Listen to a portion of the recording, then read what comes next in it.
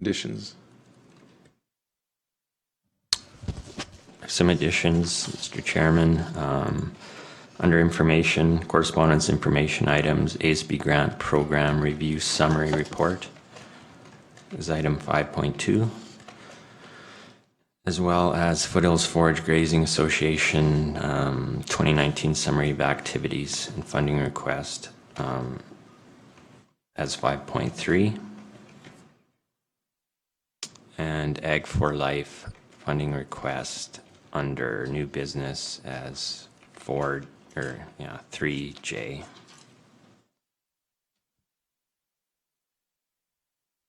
Any other additions? Board's wishes? Rex moves. Questions? All in favor? Carried. Adoption of the minutes from July 3rd, 2019 ASB regular meeting. Any questions on the minutes? Move. Ben moves. Any questions? All in favor? Carried. Ben.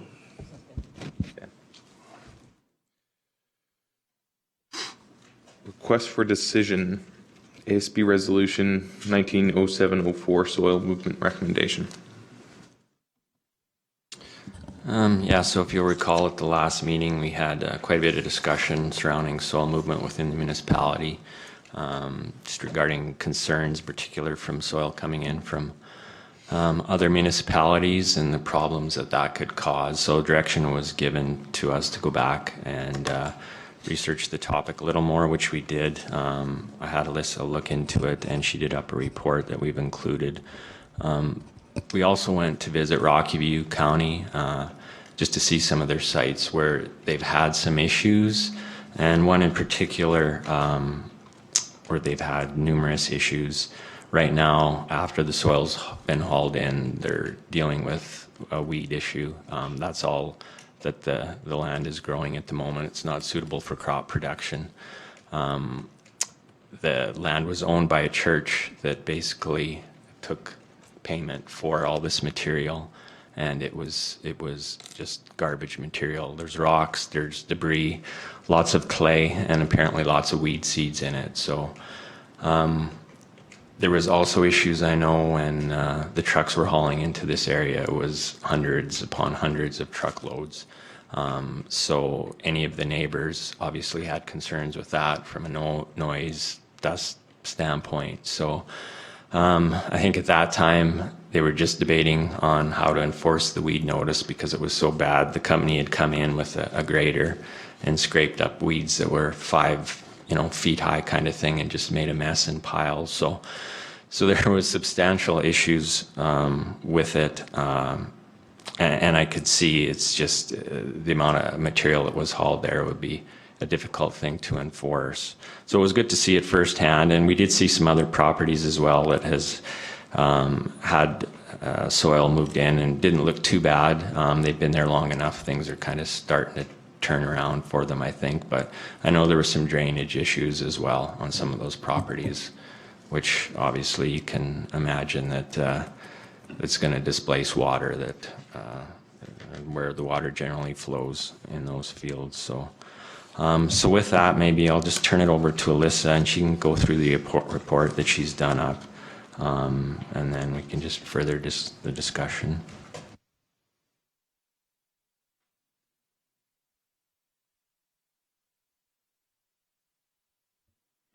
Morning, everybody.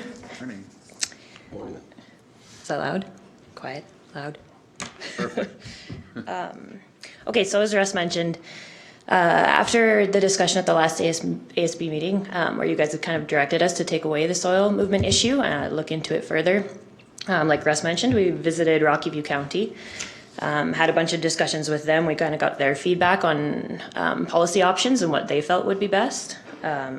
We talked to Foothills County as well. They kind of, so Rocky View County was of the impression that Foothills County was completely shutting down their borders to movement of soil from outside. After talking to Foothills, that wasn't the case. They hit soil movement through road access agreements. So they use restrictions on roads and what do they have here? 6 or more truckloads, for example, require a road use agreement, and then they require them to post bonds and things like that. So they try to kind of make it difficult for them to haul these hundreds of truckloads in via road use agreements. So other than that, their land use bylaw and stuff like that is similar to ours. So that's kind of what it is there. We talked internally, so we have what's called a file review meeting internally where we speak amongst like planning and development and public works staff and things like that. So we got feedback from our own departments as well. At the time we brought 5 kind of policy options that we'd kind of researched and thought might be solutions. So those, I'll turn your attention kind of to the recommendation report that I included in the package there. So the 5 options, A through E here. So the first was to prevent soil movement from outside the county boundary completely. We run into issues with that. So there's all kinds of reasons why people bring in soil. All kinds of different reasons that we wouldn't, it'd be very difficult to tell everyone that you couldn't bring in soil at all. So it's a simple option because you just shut her down and say if there's an infraction if soil's being brought in at all. But I think the complications that would come with that would kind of outweigh the simplicity. So option B there was, and this is the one we're kind of resting on right now, is eliminate the development permit exemption for stripping and grading on agricultural lands, specifically only where soil is being brought in from outside the municipality. So I've included some excerpts from our land use bylaw in the back of the package. Essentially what it says right now is that any stripping and grading activity, which the movement of fill is covered under, is completely exempt on agricultural land for agricultural activity. So the suggestion here would be to remove that exemption only if the soil is foreign. So if it's coming from outside Wheatland County's boundary, otherwise that exemption would stand for all agricultural activity. That's kind of the intent with that. It comes with its own questions. So if we're not shutting it down altogether, then we need some kind of parameters of when it would be allowed, something that we can fall back on that's quantifiable. So it's not like the county could require this. It's like your soil is not allowed if it doesn't meet this specific, say, soil quality test, or if it's got a clubroot sample in it that comes back positive, then it's absolutely not allowed. Like those kinds of things need to be set out. So that's additional work that would be required. How Rocky View kind of handled that is they've kind of turned it over now to a professional agrologist. So trying to find, good morning, trying to find an agrologist that will sign off saying that soil will improve the quality of the land. That's kind of what they look for there. It's kind of, so with that, like I got a call once from a developer in Rocky View County and kind of through conversation found out that it had nothing to do with Wheatland whatsoever, other than he was looking for someone to sign off on the soil paper that Rocky View was requiring, and they asked if our ag department had that ability, but so obviously not. But so they kind of weren't sure where to find this person to sign off on something like that. So hence going back to these technical parameters, we can compare and say yay or nay based on what the soil quality is. The other piece is enforcement. So what would be done if they bring in soil without a development permit? So what Russ alluded to is that the landowners are getting paid enormous amounts of money to accept soil. So it's a developer with a mountain of dirt that needs to put it somewhere. And so they're getting paid, like the one fellow that they talked about was upwards of $100,000 to take it in. Well, our land use bylaw penalties are, I think it's like a couple thousand for it. So a person like that now is weighing, okay, I brought in all these truckloads of soil. My enforcement penalty is $5,000. That's not comparable to what that they've made to kind of complete that activity. So there are still some questions in that option. Rocky View County had what they called, so option C here, a statutory declaration type system. So that required sign off essentially from the developer or from the landowner saying this is clean, this is good, I confirm. It doesn't have clubroot, it doesn't have weeds, I'll handle whatever issues come. The problem with it is it's not enforceable. So since it wasn't tied into legislation, it's tough to say, well, look, you signed. Okay, well, so what? I signed. So there's enforcement issues that come with that. Their recommendation was don't try it. It's not worth going through the trouble of trying to put the system in place when it won't be enforceable in the end anyways. We also got that feedback from our internal staff, so we kind of nix that one there. Option D, using education rather than regulation as a primary tool. So possibly through the development permit or road use agreement process. So usually we do get calls. I think it's been from the truck drivers themselves who are used to having to check if the municipality has any rules before they haul the soil in. So at the time of that phone call, we could use it to educate. We'll make sure that it's free of weeds. You might have weed issues. You might be bringing in clubroots, so be very careful. You might be altering the drainage on the parcel, because causing other issues. But the problem with that, it might not solve our problem. So we could tell them that, it could fall on deaf ears, and they say, yeah, great, I'll bring in the soil anyways. We can't enforce anything at that point. So it could be used to supplement other options. It's definitely, if we had something with a little more teeth, we could then also say, these are the reasons why we're doing this. This is things that you should think about. Yeah, so that's kind of that one. And then option E is do nothing. So we talked about the point that accepting soil onto your land is the liability of the farmer. So if you're bringing clubroot onto your land, you're causing yourself an issue. This was kind of a perspective that was brought up, which is fair. So yeah, you're accepting the liability, you're accepting the weed issues, you're gonna have to manage weed problems. If you're reducing the quality of your cropland, that's your issue. The points that were brought up, and especially in our internal staff meeting, to kind of combat that, was that the risk associated with bringing in that soil provides a risk to other landowners and potentially an impact. And that's kind of where it maybe is something that would be worth dealing with at the county level. Risks including spread of clubroot. So if your neighbor's bringing in soil onto his land and it's got clubroot in it, that's two hops and a jump, or whatever it is that they say, to get to your property very, very easily. So it's kind of preventing that before that risk comes into our community. Transfer by animals, by wind, spread of weeds to other properties. If there's a big issue and we don't know about it, we don't know where the soil was. Now we've got landowner calls saying, like, my neighbors brought in this horrific weed and it spread through all my crops and it's causing issues. So that's a piece as well. Alteration of drainage patterns. So if they're coming in and, like, I can't remember a recent case, it was quite a bit of topsoil, like quite a thick layer of topsoil that they brought and they put in. That has implications for drainage. So now your neighbor has brought in all this topsoil, they've been paid to do it, they put it on their land, and all of a sudden you've got areas that are flooded that weren't previously because they've changed the way that water is flowing on their parcel. So that's definitely a concern as well. That's covered under other legislation, so they do have avenues through Alberta Environment if that were the case to handle, but it's just something to think about that we'd be able to prevent from happening to other people at our level.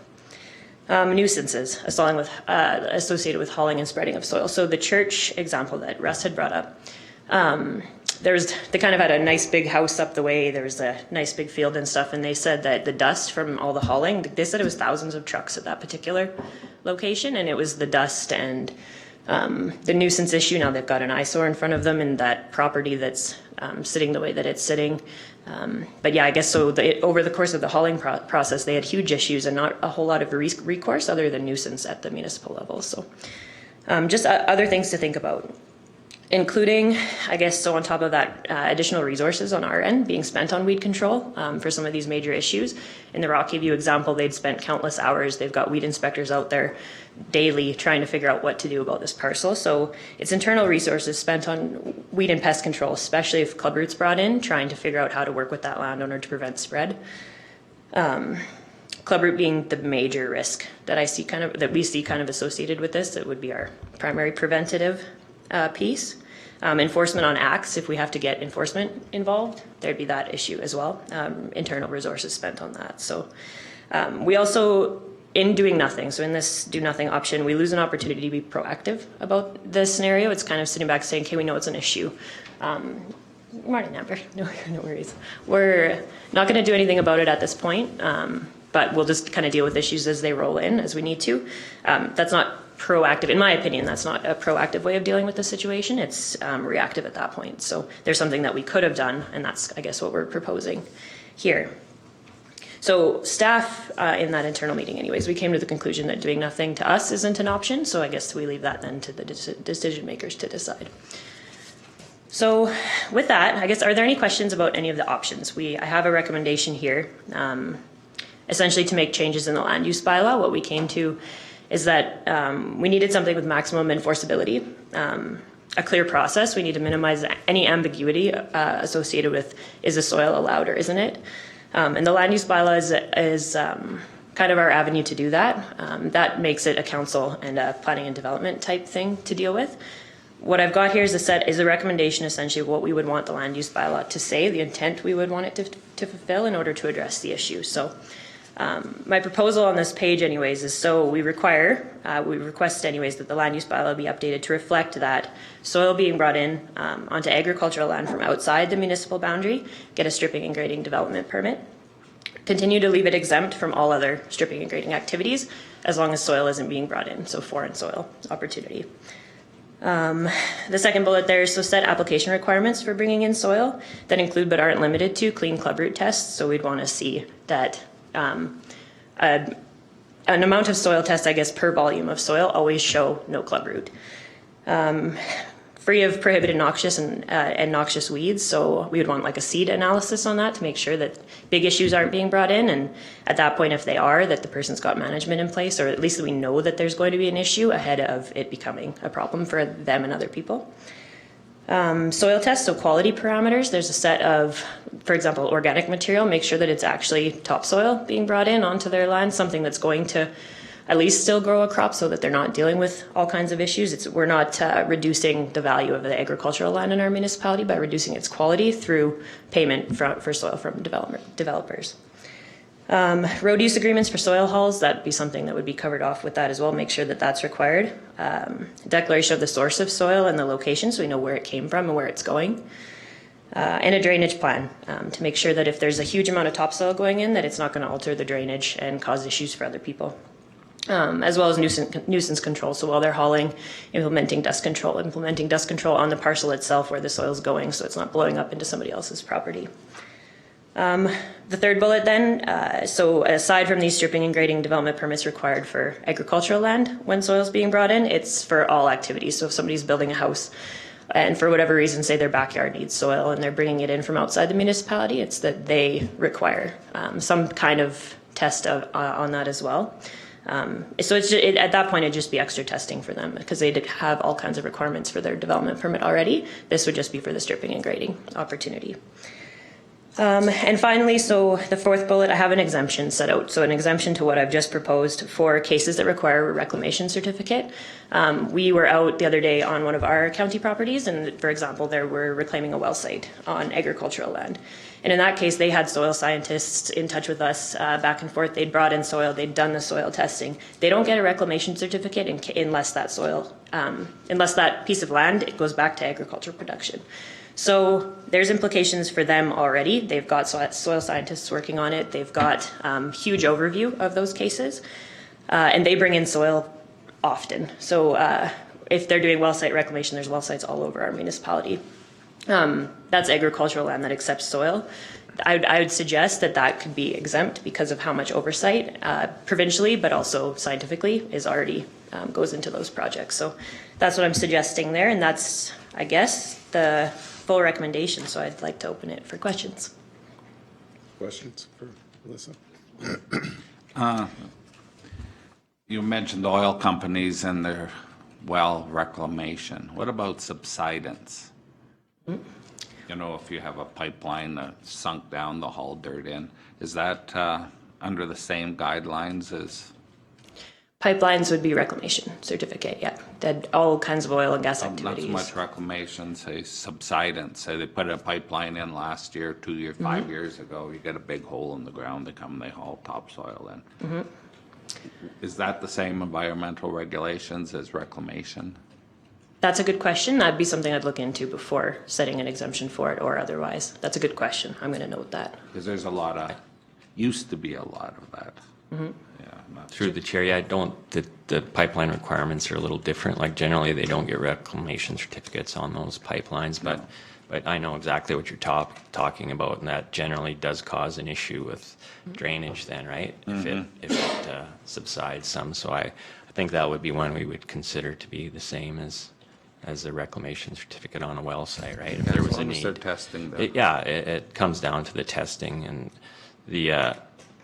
the one example Alyssa was talking about, they did have a whole bunch of tests that we looked at on the site other than club root, so we simply asked that it be tested for club root as well, which they had no issue doing. So Yeah, I don't have a problem exempting the oil patch as long as the subsidence is treated the same. I know when they hauled onto my land, it was all tested, and I think they just have a stockpile of it because I guess I trusted them, and when they said it was tested, but it come the next day too. It wasn't enough time to get that pile tested, but they have a stockpile when they're busy using it. Yeah, thanks. Yeah, through the chair, that's a great point. Thanks, Glenn. Well, it's not just oil and gas that has pipelines. We have, Oh, yeah. WID and things like that too that definitely cause issues with pipelines. So, thanks for the work on that, by the way. That was very extensive. So I would agree with the road access, road use agreements. I'm wondering if there should be a fee for that based on either, I would think, in my mind, instead of tonnage, it would be based on loads. So whether you're bringing half loads or full loads, it might be, I don't know, $2,500 per 100 trucks, like $25 a load basically, or something like that. There's some sort of a fee associated with that. And then also, I guess my question to you is, if we require the testing to be done, where's that testing being done? Are they bringing us these results, or are we going to just charge a fee and have it done through one standard, that based on our standards, I guess, instead of their standards? So that would be the other question I would have. Through the chair, I would see it as that they would bring in the test. It would have to be an accredited lab. So outside of that, right, I don't know if, I wouldn't want to get into the administrative part of having to handle all the testing through here, but like I said, I think we would just say an accredited lab should be sufficient. As far as the road use, the fee, I guess that would be something we'd leave with. Maybe Mike could bring up, but I think there's still some details that we need to work out. As Alyssa alluded to, we're recommending changes to the land use bylaw, so we're going to have to work with planning and development still on the particulars of actually how the mechanics of this are going to work. So there's some details. Like it's not going to be simple for sure. Even the testing parameters, right? We have to wrap our heads around. Club root simple, it's a yes or no, but things like organic matter and do we want to get into nutrients as well and texture, and so there's some substantial things that need to be considered. Yeah, and through the chair, I second that on them bringing in samples. Like the idea is that, so say, just arbitrarily throwing a number out, per truckload, they'd have to provide a soil sample that came back within our set parameters. I don't think it would hurt on that note to maybe take a fee or something so that we could sample ourselves as well, just to ensure that things were proper. But that, again, like Russ had mentioned, is something that we'd have to discuss through the next leg of the process, I think. Yeah, good point. Thank you. Kenny? Through the chair, the idea of a fee per truck to come in. If they have to sign a road use agreement, that road use agreement is for work on the road. If they destroy it, if they do any damage to the road, they have to pay for any repairs and maintenance on that. So if you're going to charge them a fee to come in, then are you going to fix the road, or are you still going to charge them? I don't think we should be charging them a fee to use our roads, as long as they pay for any damage they do while they're on them, if they have a road use agreement in place.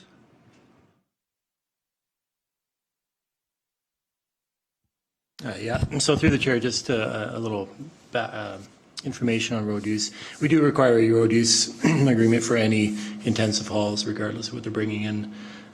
Actually, I'm just looking at one right now. We've issued for bringing in soil for ag regrading, and we've required a road use agreement on that.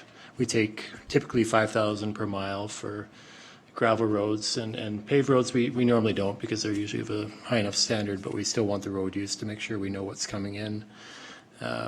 And oiled roads, obviously we don't issue road use on those. We don't want intensive hauls on banned roads. So it's something we've already been doing. You're right, it may be a little bit more difficult to quantify through a per load or a per tonnage as far as what they're bringing in. So it'd be something quite a bit more onerous on us to follow up on.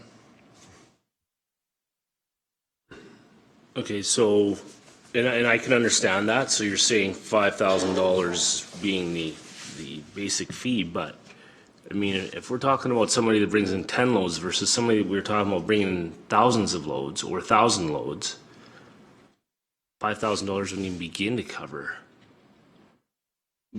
begin to cover the damage that that many trucks could do, I wouldn't think. So I guess I would just maybe look at, is there a way to quantify the amount or split it up? So that the road agreement, yeah, it's $5,000 for the first 100 or whatever. There's a Retainer? no, the chart for your fee, a fee chart for that. So it's, you know, it's laid out in black and white for everybody. That's all. And then I assume road use agreements come with dust abatement. I would think, right? Yeah. Okay. So through the chair, so to clarify, so in your case, the intent is as an additional, so would this, I guess, proposal, this per truckload cost be in addition to the current road use agreement or an additional deterrent? No, I don't want to mess with what the county is doing now and how staff have structured it. I'm just saying that maybe we just need to modify it somewhat to accommodate how many trucks are under that road use agreement. So what's the timeline and how many trucks is reasonable? Because I don't think we've ever had a problem of being taken advantage of, but I mean, it can happen, and we got the pressures of the city now just increasing. So I just want to be cognizant of that. Yeah, through the chair, I think that's a great point and something we can take away and kind of discuss more. So thanks, Rex. Other questions? When staff gets this report, this test from the lab, I think it's paramount that that gets shared with the landowner if there's concerns on that report, that landowner, not saying they should be made aware of the concerns and the potential. Not everybody appreciates land in the same way in the county. Different landowners are different depending what they want to do with the land. Okay, and I think that education piece has to be there. Just because. And then that would fill in with something else that we're thinking of compost and stuff too. If that tests out in an indifferent way, that landowner should be made aware of the potential down the road of what that could do to the soil. So that would be kind of more of a consistency. Yeah, That would fit in with our advocacy and our public education. for sure. thing. Yeah, through the chair, I would see it as, I mean, the landowner would be the one potentially applying for the development permit anyways. They would be the one required to do the testing. I think in a lot of cases they would have the company, whether it's trucking company or construction company, do it on their behalf. So yeah, absolutely. I think that either they get the test themselves or yeah, that'd be shared with them along the way for sure. Well, we've got land out there that the landowner, well, you've seen what it looks like. So their interest in the land is way different than my interest in the land. Yeah, thank you, Glenn. Mr. Eichert. Just a question to Mike, sorry. Road use agreements, are they all the same, or do you ramp them up if there's going to be more? Like when you decide whether or not there's a higher quantity and all that kind of stuff, do you change that? Yeah, definitely through the chair. We have typically a lot of road use agreements. If it's for ag use, we don't require bonds on that. If it's a smaller, I wouldn't say a majority of them, but sorry, the majority of them do require the bonds up to 5,000.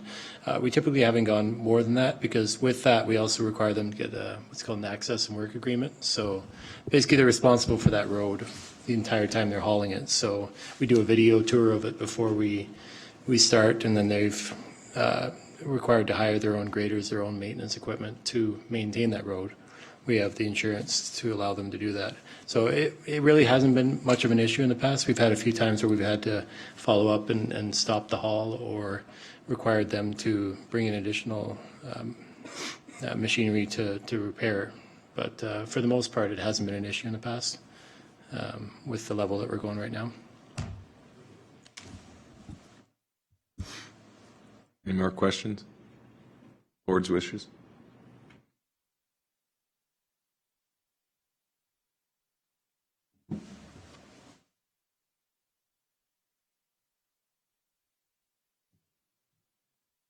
Well, I guess if, I would make a motion to follow your recommendation, I guess, at this time. I'm sure that if Mike is saying that a lot of those concerns are already covered off on their road use agreements, then that's fine. I say, I think we've talked about it enough here. You could present it to council with whatever changes you think might be appropriate from this discussion, and then they can finish that at the council level. So I would make a motion to move forward with the recommended action. Any questions on the motion? No? All in favor? Carried. Thank you. Thank you, Alyssa.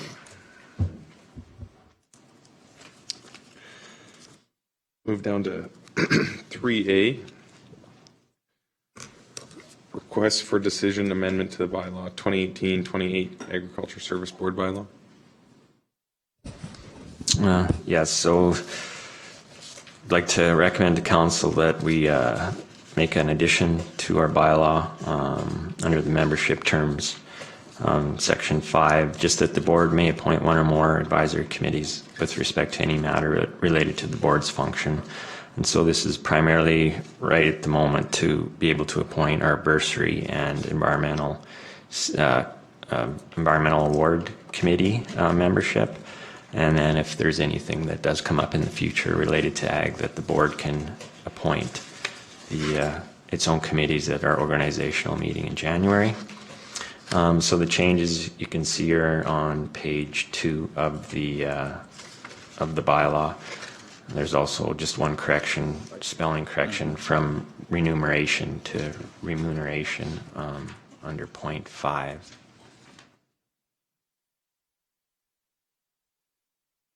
Questions for us? Sorry. No questions. Board's wishes. You don't have to wait for me to ask that. I'll move the recommendation to amend the Ag Services Board bylaw to include the following: membership term and remuneration. The board may appoint one or more advisory committees with respect to any matter related to the board's function. An advisory committee appointed by the board shall act in an advisory capacity to the board and council. The board will be responsible for appointing members to its committees. Questions on the motion? There is none. All in favor? Carried. For 3B, I will recuse myself from the meeting and turn over the meeting to Vice Chair Eichert, and just due to pecuniary interest.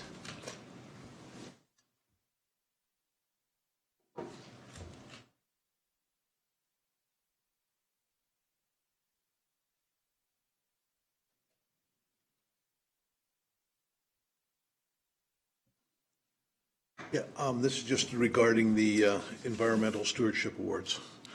I don't know, do we want to, the board met, we chose the applicants. I think we laid out the reasons why this happened. So if you want to, if there's anything I'm missing on that, go ahead, Russ. Yeah, thank you. So yeah, our committee met, Councillor Eichart, Wilson, and member Van Laar, myself, Gay met and went through the applications. I've also we've included as an extra handout just the members. The members are listed just on the RFD, but where they're going to, the school are going to, the program, and the amounts we're recommending for awards to each of the students. One application didn't meet the requirements, that being they exceeded the 3-year time frame of being a recent graduate.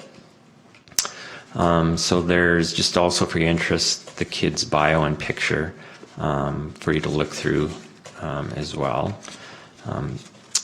The amounts awarded this year, we had a total of $6,000 we added to the budget. So the varying amounts kind of hinged on quality of applications and if there was, something missing here or there. So we had quite a good discussion on that. And so there's the recommendations before you. We didn't include the amounts. We just included the names and the recommendations. But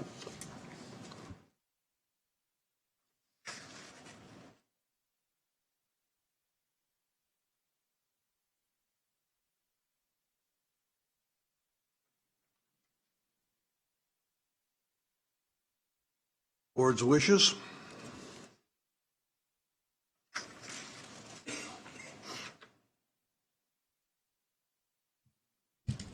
I'll move the recommended names for the bursaries. Councillor Armstrong moved. Any questions?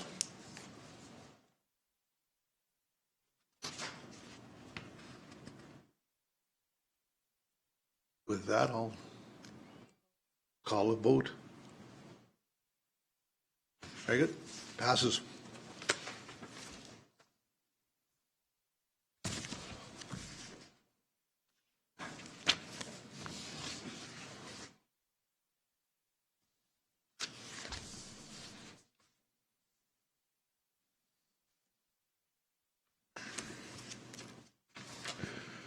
Moving on, 3C, BMO Farm Family Award 2020. Through the chair. So we've been bringing this forward to the fall meeting for a couple of years now anyways. The application deadline is generally mid-January of the following year. I'd sent out an email earlier just so folks could start thinking about if they had anybody in mind. I've included the list at the back in regards to winners and the divisions they were from over the years. So we did have one submission from Councillor Armstrong that I've included just as an addition there for you to look through. So with that, I don't know if there's any other nominations or ideas for nominations. Did anybody else? Rex, you said you brought them up. No, I don't. Yes, I don't have it down on paper, but I'm sorry. I was just looking for Ben's one that Ben brought. It's in my papers. Yeah. This one? Okay, thanks. I did have one as well, but there was some discussion here just before the meeting started about families that were brought forward previously that we would consider bringing them forward again this year. So there's that as well. I guess my recommendation was going to be Gordon Darlene Kester from Rockyford.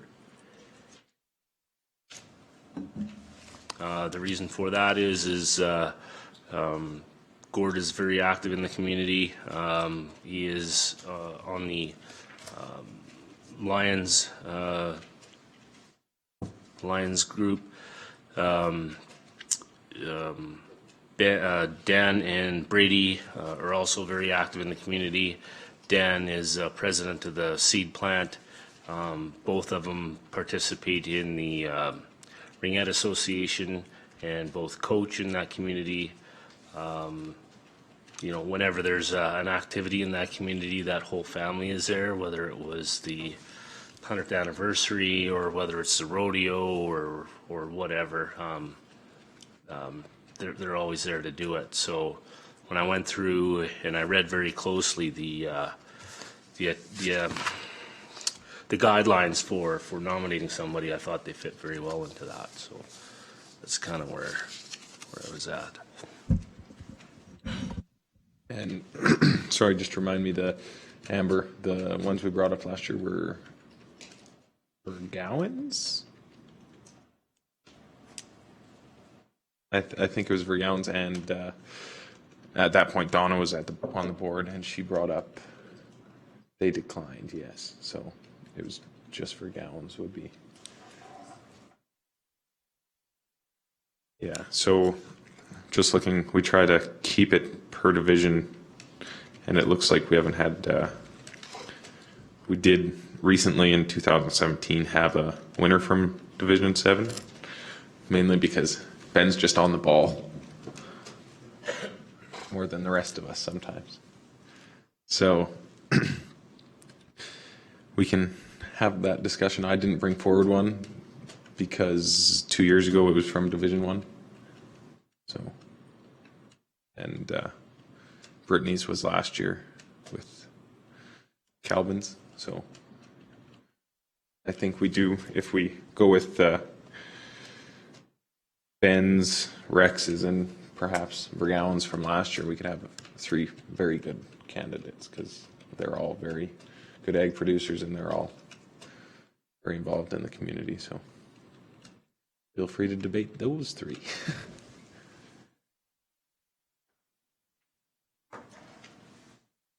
Ben, did you want to speak on yours, or is that write-up good enough? No, that's good enough. I'm just saying Rex's is from your division? 6. From Division 7, 6? 6, and And it hasn't been in here for 2011. 2011, so I can put mine on for next year. Just roll it back for next year and see if somebody doesn't put somebody else in there. Everybody else's thoughts, Tom? They're all capable and all eligible, I know that. Barry? Everybody's good with that then? If you want to just send the write-up to Russ? Yeah, I think so. That's what we did last year. Is I didn't have a write-up, but I sent one. Yeah, I can submit a write-up to Russ, and then if I recall how the format goes, he lets them know and they either accept or not accept. And if they do accept, the BMO committee phones them and gets their own bio from that family and the numbers and stuff, right? Well, through the chair, just as a precaution, Vergowan the name was put forward last year? They were discussed. I don't know if they were formally through a write-up, but it was discussed. Or do we normally move them forward into the next year or what? I mean, that's come up in the past before, Ben, where there's been a couple names come up, and then next year it didn't happen. So it's just been discussed in the past. I don't think but it's anybody no is formal. But yeah, we've done kind of. These guys will be. And nobody next year. asked Vergown's last year as well. Okay, so all I'm thinking about is, because we did at one time, we did have one person refuse it. So, and we don't meet often enough, so if you're putting that name forward, I'd put an alternate in case something along that line happened again. We can make that motion. I don't think we have a motion. I made a motion yet, so just make it clear who's First choice is, I think, yours. okay, and then who, down second, or if you're talking about. Well, Vergowan's. if Vergowan's, nobody's brought it forward, so I would imagine it's not. I guess I'll just go ahead with the motion then, that I would go ahead and nominate Gord and Darlene Kessler of Rockyford and family for the Farm Family Award for the 2020, I believe, with, if they decline, to consider, or that's not the right word, is it? To then submit the application for Art and Diane Tobert.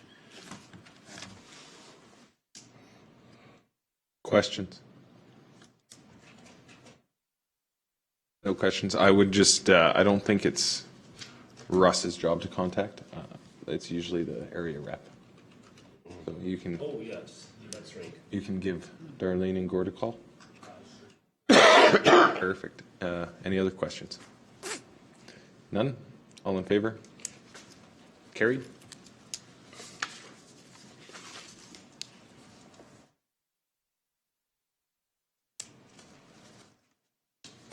request for decision, shelter belt and eco buffer seeding program.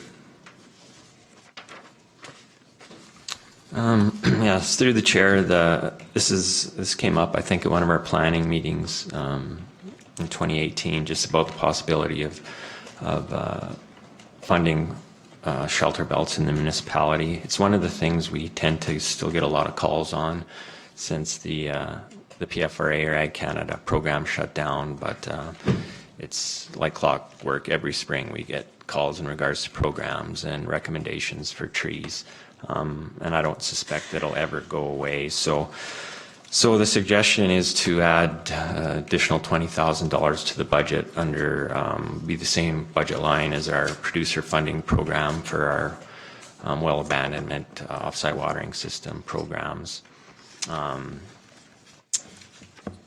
So there's an application there that we would have the producer or landowner ratepayer fill out.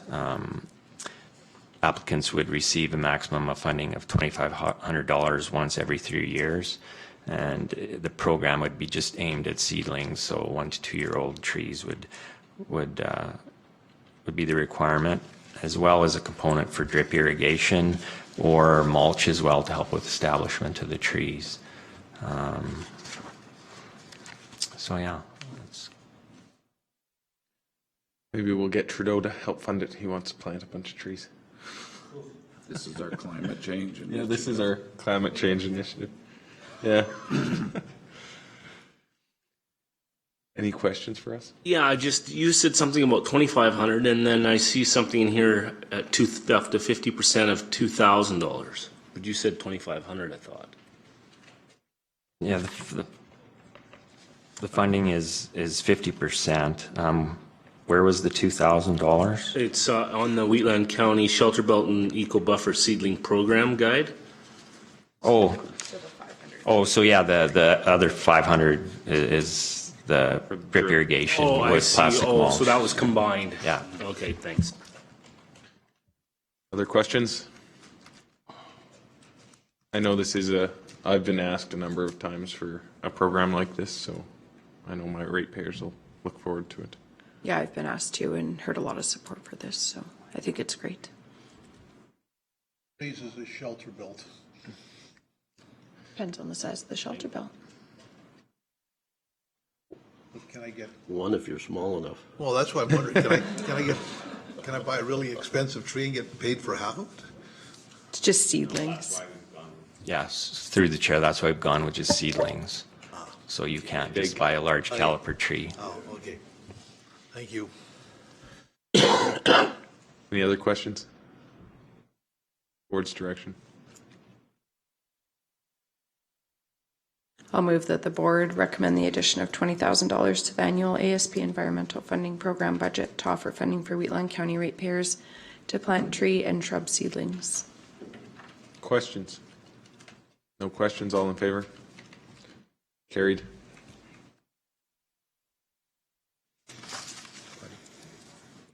Yeah, we can move to 10.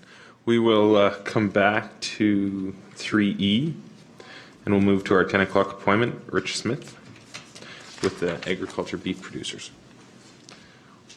Want to do a break while we set up? Or? Sure. We'll meet back in 5. Bye. For coming today. I think everybody's looking forward to hearing what you got to see. Go ahead. And just a note, they are recorded and posted to the county website. Well, thanks very much for having me. Thanks to Russell for inviting me. I'm happy to be here. Sir, do you want to just touch the mic there? Turn it on. Right there you go. Okay. Certainly, I'm seeing a number of familiar faces here, so that's always nice. I've spent quite a bit of my career working in Wheatland County. When I was with Alberta Agriculture in the Airdrie office, I was out here quite often. I was here at hearings over the first development of Nameka Farms feedlot. I saw the end of the first phase of construction of the Strangmere feedlot. And then I worked 4 years for Elite Swine. and our office was in Strathmore when I was here, so I've got quite a bit of familiarity with the county and a number of the people in the county.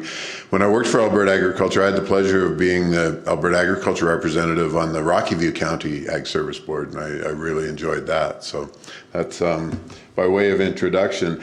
I will tell you when I go through, I've got a short presentation here. I hope it's short, but it's pretty informal, so feel free to interrupt me if you have questions. I'm happy to discuss any of the topics and hope there'll be some time for discussion afterwards. I will tell you right out the bat that I am a shameless user of other people's PowerPoint slides. So when you see these slides, many of them have come from other people, but I always follow two rules. I always ask permission, I always give credit. So a lot of the slides, sort of the original presentation, especially talking about the history of the industry, and I'm going to spend a little bit of time on that, were done by Dr. Reynold Bergen from the Beef Cattle Research Council. The numbers that you see, the charts and that all came from Hui-Ting Huang at Canfax Research Services, but the words, and so unfortunately some of the slides have a lot of words on them. The words are mine, so you can blame me for the words, but the others were the slides. I did want to just give you a bit of background just because I think it's important to know history in order to understand what's going on in the present, and I think we need to know history and understand the present in order to look to the future, and that's very much what we're about. But cattle ranching, you probably know this, but in Alberta, we document the first ranching to 1874. So when you see that logo there that says Alberta Beef Producers since 1969, and this is the 50th anniversary of our organization, we also use a similar logo that just says Alberta Beef on it, and that says since 1874, and that's because obviously there were cattle here before that, but the first real ranching operation that was documented was John McDougall at Morley. And it came about because of the loss of the bison herds when the Northwest Mounted Police came in 1873. Then they started building the railway, and obviously they needed food and protein for the railway workers, for the First Nations people, for the Northwest Mounted Police, and so that led to the documented ranching. You look at the three characteristics there that attracted people to ranching in Alberta: abundant grasslands, adequate water, and a favorable climate. We still have all three of those. And so people have sometimes said that we'll lose cattle operations in Alberta, but as long as we retain those three factors, I don't think we will lose cattle operations as long as people are eating beef, and that will be a topic later in the presentation. We will continue to raise cattle in Alberta. There's 50 million acres of agricultural land in Alberta, and 28 million of those acres are in grass for hay or pasture. So we still have a lot of those same factors. So the early ranching was that 1800 to 1900, and it was huge leases that were largely controlled by British interests through foreign investment. But at one time somebody said all of southern Alberta was 5 big ranches. And so the Cochrane Ranch, the OH, the Bayou, the McIntyre, a lot of those early ranches. And it was all range-based because in a lot of years you could have cattle on the range all through the winter. 2 hard winters in 1886, 87, and 1906, 1907 led people to realize that you can't have cattle grazing year-round every year. That there are years, those are years there was lots of snow, a Chinook melted the snow, then it got cold and put a crust on the snow, and there was huge losses of cattle. So that's when they started going to winter feeding. The first packer in Alberta was Senator Patrick Burns, the Burns packing plant in downtown Calgary. Interestingly, my first job was working on renovations of that plant. When I just graduated from high school, I was working for a bricklayer who was doing renovations. And Senator Patrick Burns, when he created the packing plant, he started buying and holding cattle so that he could get a more steady supply of cattle for the packing plant. The range-based production, the cattle would all typically come to market at the same time. And so he started creating these holding herds, and that was the forerunner of our feedlot industry. There was a huge influx of settlers to Alberta in 1900. That whole period, I always thought that the farmland of Alberta was settled over a period of 30 or 40 years, but most of it happened in 10 years. There were some before and after, but 1900, 1910, and a lot of the people that came out actually had to start farming the land when they were homesteading in order to get possession of the land. But a lot of those people on the fringe land, the land that wasn't good for raising crops, they kept cattle, so we had a lot of mixed farms. Another common misconception is that feeding of grain to cattle is brand new. It started in Alberta in 1920. But in 1920, 10% of all cattle received grain, some grain in their ration. By 1940, nearly all cattle received a significant amount of grain before they were finished. So the feeding of grain to cattle is not a new phenomenon. We started with British breeds, the Hereford and Angus breeds, then we brought in continental breeds, Charolais, Simmental, Limousin in the 70s. With the elimination of the crow rate, which some of you will remember, which basically subsidized the movement of grain to the ports. But what happened during the crow rate was often we'd raise calves in Alberta, raise grain in Alberta, send both of them on a train to Eastern Canada to get put together. With the elimination of the crow rate, we started keeping the grain and the cattle here. Some government programs as well led to major expansion of feedlots and the arrival of larger packers. Cargill came to Alberta in 1989, and there was a huge expansion of feedlot through that time. So that really gets us to where we are today. With cattle production in Alberta is worth over $4 billion a year in farm cash receipts, and typically cattle represent between 30 and 40% of farm cash receipts. So it's the largest single source of farm cash receipts in Alberta. In 2017, it was $4.8 billion and it represented 36% of farm cash receipts. It's worth $20 billion to our GDP in Alberta. 6% of our GDP comes from the cattle and beef industry. Obviously, we've got the three major sectors. They're not discrete. We have ranching and some mixed farms with cow-calf. We have feeding and backgrounding and the processing sectors. And we always talk about the three sectors, but there's lots of mixing and marketing among the sectors. To put it in perspective, Alberta has over 40% of the cows in Canada. We have 70% of the cattle feeding in Canada and 70% of the beef processing. This is January 1st, and it didn't change significantly on the July 1st census, but shows you that Alberta has 41% of the beef cows in Canada. Between Alberta and Saskatchewan, we have 71%, and there's 88% of the cattle in Canada are west of Ontario. So Western Canada is certainly a big player in that. This statistic, I'm always hesitant to use it, but it is a statistic that's, we do look at, and that's the average herd size. And this is all cattle. This isn't just cows. If you looked at cows, the average herd size in Alberta would be 90. So, but the problem with averages is that you've got quite a large number of really small operations, and you have a smaller number of big operations, but a lot of the cows are on the bigger operations. There's no question that our operations are getting bigger. In the 2011 census, 50% of cattle producers, people who identified as cattle producers in Alberta, had fewer than 48 cows. And in 2016, that number went down to 30%. Similarly, in 2011, only 5% of producers said they had more than 272, and that's a Census Canada number, 272. But they had more than 272 cows, and now that number is over 20%. So we're certainly seeing cattle operations get larger. I say to people in the industry, you'd be surprised, everybody, including me, would be surprised at how many people have more than 1,000 cows. So certainly our operations are getting bigger. In Alberta, there's somewhere around 140 feedlots of over 1,000 head. There's in the 30s that have over 10,000 head and 15 to 20 that have over 20,000 head. And then there's several hundred feedlots that are under 1,000 head, but that's, as I said, operations are certainly getting bigger. Cattle operations lag behind a lot of the rest of the agriculture in consolidation and growth of big operations, but I think we're catching up now. So you see there's Canadian beef production, the live slaughter exports and the domestic slaughter, 3.1 billion pounds of beef, so it's on the rise, the beef production in the country. Even though our cattle herd is going down, we're producing more beef because the animals are bigger. We are very dependent on trade, and that's why trade, you hear us talk a lot about trade, it's such an important issue to us.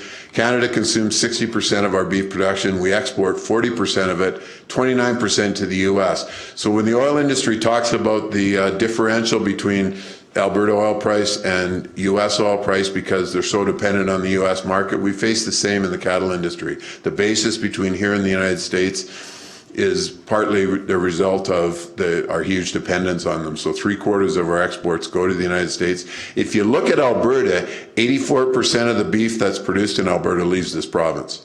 So 40% of Canadian beef is exported from the country, but 84% of Alberta beef leaves this province, a lot of it to the rest of Canada, but we also represent most of the exports out of the country. We continue to import beef into Eastern Canada. Canada did not become a net exporter of beef till the late 1980s. Until then, we exported beef from Western Canada, imported into Eastern Canada, and for a long time we imported more than we exported. It was only in the 80s that we became a net exporter. So you can see the United States, obviously Japan is a huge market. Hong Kong and Macau is typically, whenever we have trouble getting into China, we send a lot of beef to Hong Kong and Macau, and it goes into China through there. And I know people say, well, Hong Kong's part of China, and it is, but for some reason, beef can go to Hong Kong into China when Canadian beef can't go straight to China, to Mexico and the rest of the world. So per capita consumption of beef has been steadily declining, although the last few years have seen a little uptick in both beef and pork, which is positive, but it's come down to a fairly low level. And you can see the substantial increases in per capita consumption of chicken. To put it in perspective, per capita beef consumption in Canada is about 40 pounds. In the United States, per capita beef consumption is 57 pounds. And that difference would basically represents 2/3 of our exports, are the difference in per capita consumption. So what I've said in the United States, and until recently it was always true, they said the Americans can produce all the beef they want because they can eat it all. Clearly we can't at our per capita consumption levels. Now with expansion in the United States, they too have become much more dependent on trade, and we find that when we talk to our American counterparts, the ones that didn't care about trade are now actually caring much more about trade. The big thing about trade is it allows you to get the most value out of the carcass.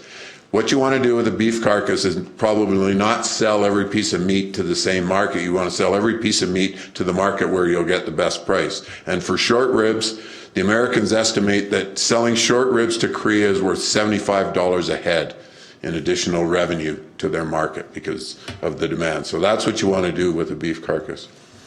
So we look to the future as we talk about it. So the opportunities for us going in 2019, prices for cattle, prices are still staying fairly strong. The demand for beef is staying quite good. We have low inventories of cattle, so that helps to support the price.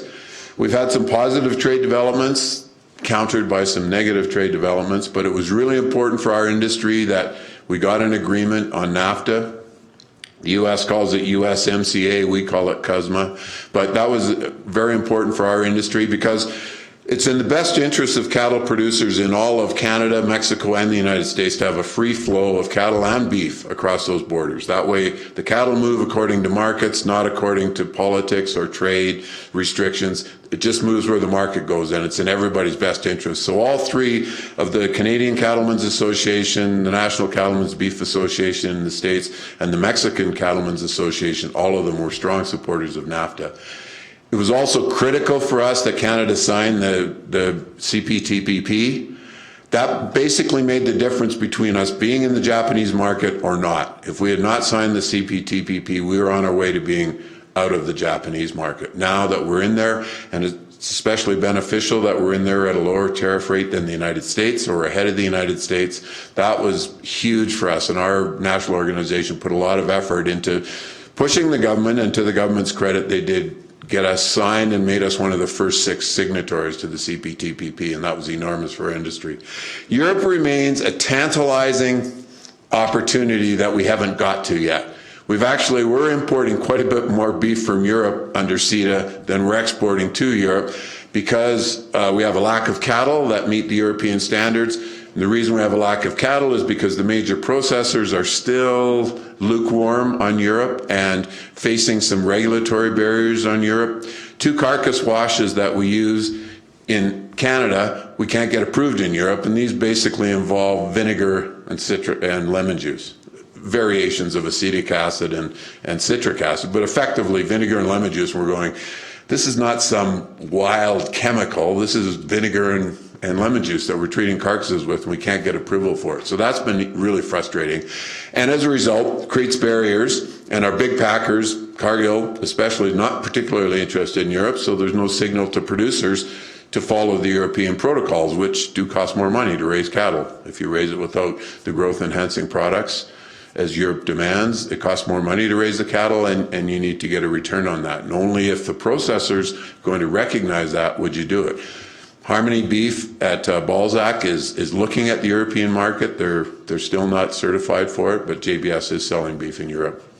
We're seeing some growth in sustainability initiatives to respond to consumer demands. So the Canadian Roundtable for Sustainable Beef, McDonald's sustainability projects. So that we think is going to help us in terms of consumer perceptions. When I started 14 years ago, we saw no young people coming into the industry, and we're starting to see some now. 14 years ago, people say, there's no young people coming into the industry, and then they tell the joke, the definition of child abuse is leaving them the farm. And I'm going, so why do you think there's no young people coming into the industry? But globally, we're seeing growing population and growing wealth globally, and growing middle class in a lot of countries. Typically, as people get more money, they buy more beef. It's not the cheapest protein ever, and you see the rise in the consumption of poultry, but as people get more money, they like to buy more beef. And so we think that will be a role for beef with growing populations. If you look at Alberta cattle prices, you can see the wild year, that was 2015. We actually ran out of adjectives to describe what happened to prices in 2015. They're good, they're great, they're fantastic. It was a wild swing. Then there was a sharp drop in 2016, but if you look at the graph, the good news is prices have stayed at a level that's still far above what we saw in the previous 25 years to 2015. Our senior market analyst at Camfax says, do you remember when $2 calves, the idea of that was really exciting? Well, you blow through to $3 calves, then all of a sudden $2 calves don't seem so exciting. But boy, I'll tell you, when I started this job, we were doing a fall meeting at an auction market, and I'm standing there at the auction market that night telling people, trying to explain to people the good things that Alberta Beef Producers is doing for them. Behind me, they still had the price from the last sale that day, and it was some heifers, and it was 84 cents. And I'm just looking, could someone turn that off? Anyway, prices have stayed pretty strong, so, that's good. Retail beef prices, you can see the beef prices have come down some. Again, there was a big jump in 2015. What people didn't realize in 2015 when that huge price swing was, North America had an unprecedented shortage of all three, of beef, chicken, and pork. Chicken industry had some disease issues, the pork industry did. So 2015, there was a shortage of all proteins in North America, and that's what drove the prices up. The response was the next year, the United States produced 2 billion pounds more meat, and that brought the prices back down. But what happened to beef in 2015 is it finally caught up to the consumer price index. The price of beef had lagged behind, it caught up in 2015, and it sort of hovered in that range of a reasonable range, but it has come down some. The good news for us is this is a indicator we look at, which is demand index, and it's different than consumption. This is the willingness of consumers to buy beef even at high prices. And so 100 would sort of represent, if the index was below 100, that would mean that if beef prices went up, people would stop buying beef. When it's above 100, as it is right now, you can see that the demand for beef has stayed pretty strong. I think people are changing how they buy beef and when they use beef, but they still want to buy it, and they're still using it. So exports, clearly we're not close to it yet to where we were in 2002 before BSE in 2003, but we are on a good upward trend in exports. So 2018, the volume was up 5% and the value was up 14%. So it was a record value of exports, not a record volume, but a record value. So export markets are good. Despite all of this, our beef cow numbers continue to decline. And the July 1st census, there was a further drop in cow numbers. So normally, the cow herd goes through cycles. It rises, then it comes down. There's a stabilization period, then it goes up again. And we're in a really long stabilization period here. And so, the question that we look at is maybe this is the herd we're going to have, and maybe we're not going to see expansion. Then I'll talk about some of the reasons for that. So challenges. Weather continues. Probably in farming, weather's always been a challenge, so that could be up there all the time. But the last couple of years, we had really dry springs, poor harvest last fall. We've got a lot of the province has bad harvest conditions this year, which could give us quite a bit of feed, but certainly hay is expensive because there's a lot of hay still in fields in a lot of the province. But the weather tends to it, and globally, that's what affects the cow herd. The United States would have started expanding their cow herd much sooner than they did if it hadn't been for a major drought in the southern states. So weather's always there. The consumer perceptions and trends are a real issue and concern for our industry. Producers are really feeling beaten up by the consumers and by what consumers are saying. They're still buying beef, but if you look at the media and the social media outlets, it just seems like every day there's some new challenge to the industry. And so that's a real challenge, for producers. Global trade uncertainty, the U.S. still hasn't signed the NAFTA 2. So that is a concern. There's worry that President Trump might use it as a card in terms of fighting with the Democrats over other issues, and that he could actually walk away from the second NAFTA to put pressure on the Congress. China, we were actually seeing significant growth in sales to China. Now we're not. So canola, beef, pork have been caught in a situation with China that I think is unrelated to canola, beef, and pork. It's related to politics and the fact that we have a Chinese executive under detention, and as long as that executive is under detention, I'm not expecting progress on that. But China is a market still. It's such a big market that when it's open, people can't resist going to it, and because there's value there. Government legislation and policies always can be a challenge. Finances and succession, I think one of the barriers to young producers is that land is expensive, it's costly to get into the business, it's hard to make succession work, so that's a problem. The competition for land and water is another barrier to cow-calf operations, and the competition comes from people looking at land to raise crops on it, or people looking at using agricultural land for other purposes. You would be well aware of that. So all of those things create intense competition for land and water, and it's hard. We do have some infrastructure concerns. We're short of labor, our herd size is small, and the small herd size puts pressure on feedlots and the packing plants. And when you talk to the packers, they're saying their two issues are lack of people and potential lack of cattle. So those are things. And there's some municipal taxation issues, which I'm going to talk more about. Quickly about us. We're a producer organization. We were founded in 1969. September 3rd was the 50th anniversary of the inaugural meeting of our organization, at that time called the Alberta Cattle Commission. And basically 5 membership organizations went to the government and said, we'd like to have one voice for the industry, so we'd like you to create a commission for our industry.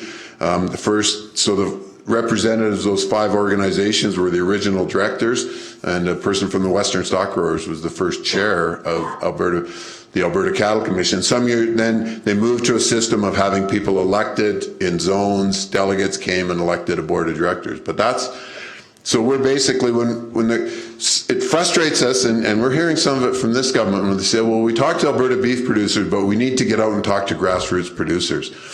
And I said, that is what our board is. We're an organization of producers. We're run by producers. We work on behalf of producers. And other than the 9 staff members we have, everybody involved with our organization is a grassroots producer. So if you want to talk to a grassroots producer, you can talk to the chair of Alberta Beef Producers, because he's a farmer from Trochu. Anyway, there's close to 18,000 people that told Statistics Canada they had cows, but as I said, 20% of them are very small. We think there's 6,000 or 7,000 producers for whom their cattle operation is a significant part of their operation or their lives. We started in '69, as I said. We changed the name. The name was changed in 2002 to Alberta Beef Producers, just to represent a broader focus. Funding is a $4.50 per head checkoff when cattle are marketed. $2 of it is a provincial service charge that's refundable at the request of the producers. $2.50 is a national levy that's not refundable. We're a member of the Canadian Cattlemen's Association. One of the common misconceptions we have is people think the Canadian Cattlemen's Association is funded out of that national levy, and it's not. We fund it out of our $2 service charge. So when people take refunds on service charges, they're affecting our ability to provide funding to the Canadian Cattlemen's Association. The national levy does support Canada Beef, our market and promotion organization, the Beef Cattle Research Council, which coordinates our research, and a new group called the Public and Stakeholder Engagement Group that is specifically directed to address some of those consumer perceptions and some of the trends that we have. There's our vision and our mission. The mission was created in 2005, and we haven't seen a need to change it. We still think that strengthening the sustainability and competitiveness of the beef industry is what we're here to do. So we look at our priorities, and one of in the period, there was 10 pretty bad years from 2002 to 2011, especially in the cow-calf sector. Drought in 2002, BSE, feed prices went up. There was another drought in 2009. There was a lot of issues, and when people talk about the impacts of BSE, you saw the trade that was done in 2002. We still have not fully recovered the market access we had before BSE, and this is 16 years later. So people say, well, now that you're past BSE, and I said, well, we're not totally past it. Anyway, the things we can't control as an organization or as an industry, we don't control the value of the Canadian dollar. Weather and markets control the price of feed, and we certainly don't control the global economy. So we put our efforts where we think we can create value, and that is to increase market access, try and influence government legislation, improve our productivity, and that's where research and innovation come in. We need to ensure that producers can retain their access to the land and water resources of this province. And so we talk about consumers buying our product. We also need public support for us to be able to continue to use the land and water. We want to get producers and young producers engaged. And as I said, recently we've been looking at sustainability initiatives.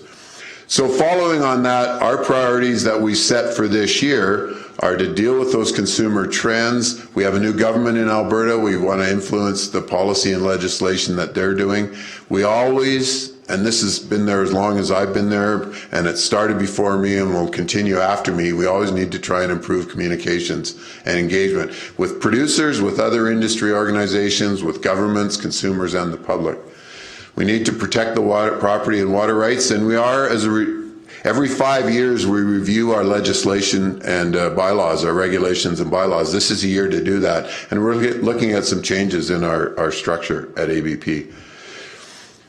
With the new government, we worked together with the Alberta cattle feeders, and going back to industry collaboration, there were a lot of years when Alberta Beef Producers and Alberta Cattle Feeders Association did not work together at all, let alone well. But we actually came together in the lead up to the plebiscite that was held last year on the service charge and found some common ground, and we've continued our collaboration with them. So we worked together with them on what are our lobbying priorities for this year. So the government has been pulling back on their investments in research and beef, feed grains and forage. We think they need to keep investing in that research. We don't want to see, because investment in research and development is what makes an industry more competitive. Other programs where money's given out to producers tend to not make you competitive. Research and development is where you improve your competition. You'll be aware of the challenge in funding for rural infrastructure, for roads, for bridges, internet access, all of those things. Improved access to labor. And unfortunately, when we talk about improved access to labor, a lot of that is foreign labor because there's a challenge getting Canadians to work on farms, ranches, and a particular challenge getting Canadians to work in processing plants. I read a comment once from a commentator who said the North American meat packing industry has always been done, and this goes back to the 1800s, has always been done by first-generation immigrants. And that's still a lot of the case, and that's why there's 40 languages spoken in the town of Brooks. And we need that access to the labor. If Canadians won't work in these places, we need to be able to bring in foreign workers. We bring them in through the temporary foreign worker program. We want to keep them as permanent people. And 90% of the temporary foreign workers who started working at the Cargill plant in High River have become permanent citizens. So this is what we need for the future. Obviously, grazing leases and access to public land is an important part of our industry. It varies. Some producers don't have any leases. Some producers, the leases are a big part of their operation. So we need the government to recognize the value of the leases, the value of grazing on the leases for the environment. And we've been pushing back. The previous government had a tendency to think that the best way to protect land was to turn it into a park. And our view is the best way to protect the land is to continue to manage grazing on it well. That's the best thing for the land, best thing for the water, best thing for the wildlife. We're looking at improved labor legislation, and this government has made a commitment to do that. I think this fall we'll see the repeal of Bill 6, which certainly created a lot of turmoil in the country. But we said, replace it with a real health and safety bill. Bill 6 was labor legislation in our view. Replace it with a real health and safety bill that is practical and reasonable and can apply to all people working on farms and ranches. One of the challenges facing our industry is there's a disparity between the risk management programs available to crop producers and those available to cattle producers. We don't have a program that has the equivalent coverage of crop insurance. And so when people are looking at converting land from crops to grass, the first thing they look at is what sort of insurance is available. It's not nearly as effective as the insurance that's available on crop production. The transport regulations on Class 1 licenses is an issue, especially with the cattle feeders. And obviously we'd love to reduce some of the red tape. Grazing lease transfers take way too long to happen. Water approvals take way too long. And the challenges in getting temporary foreign workers. Specifically with municipalities, there's some areas where we're looking at discussions with rural municipalities. We share the concern of rural municipalities over infrastructure funding. We think the government needs to pay more attention to that. We think that the most logical way to pay for roads and bridges is to use portions of fuel taxes to pay, because that's a classic user pay system. If you take a portion of fuel taxes, invest that in roads and bridges, then the people who are using them are paying for them. But there's other options, and we recognize the challenges some municipalities have. There's wide disparity in the amount of linear taxation available to counties through the oil and gas sector. The Lethbridge business tax, I don't know if you're familiar with, but Lethbridge basically applied a business tax to confined feeding operations, which became a very direct hit on feedlots because they applied the business tax on the basis of animal units.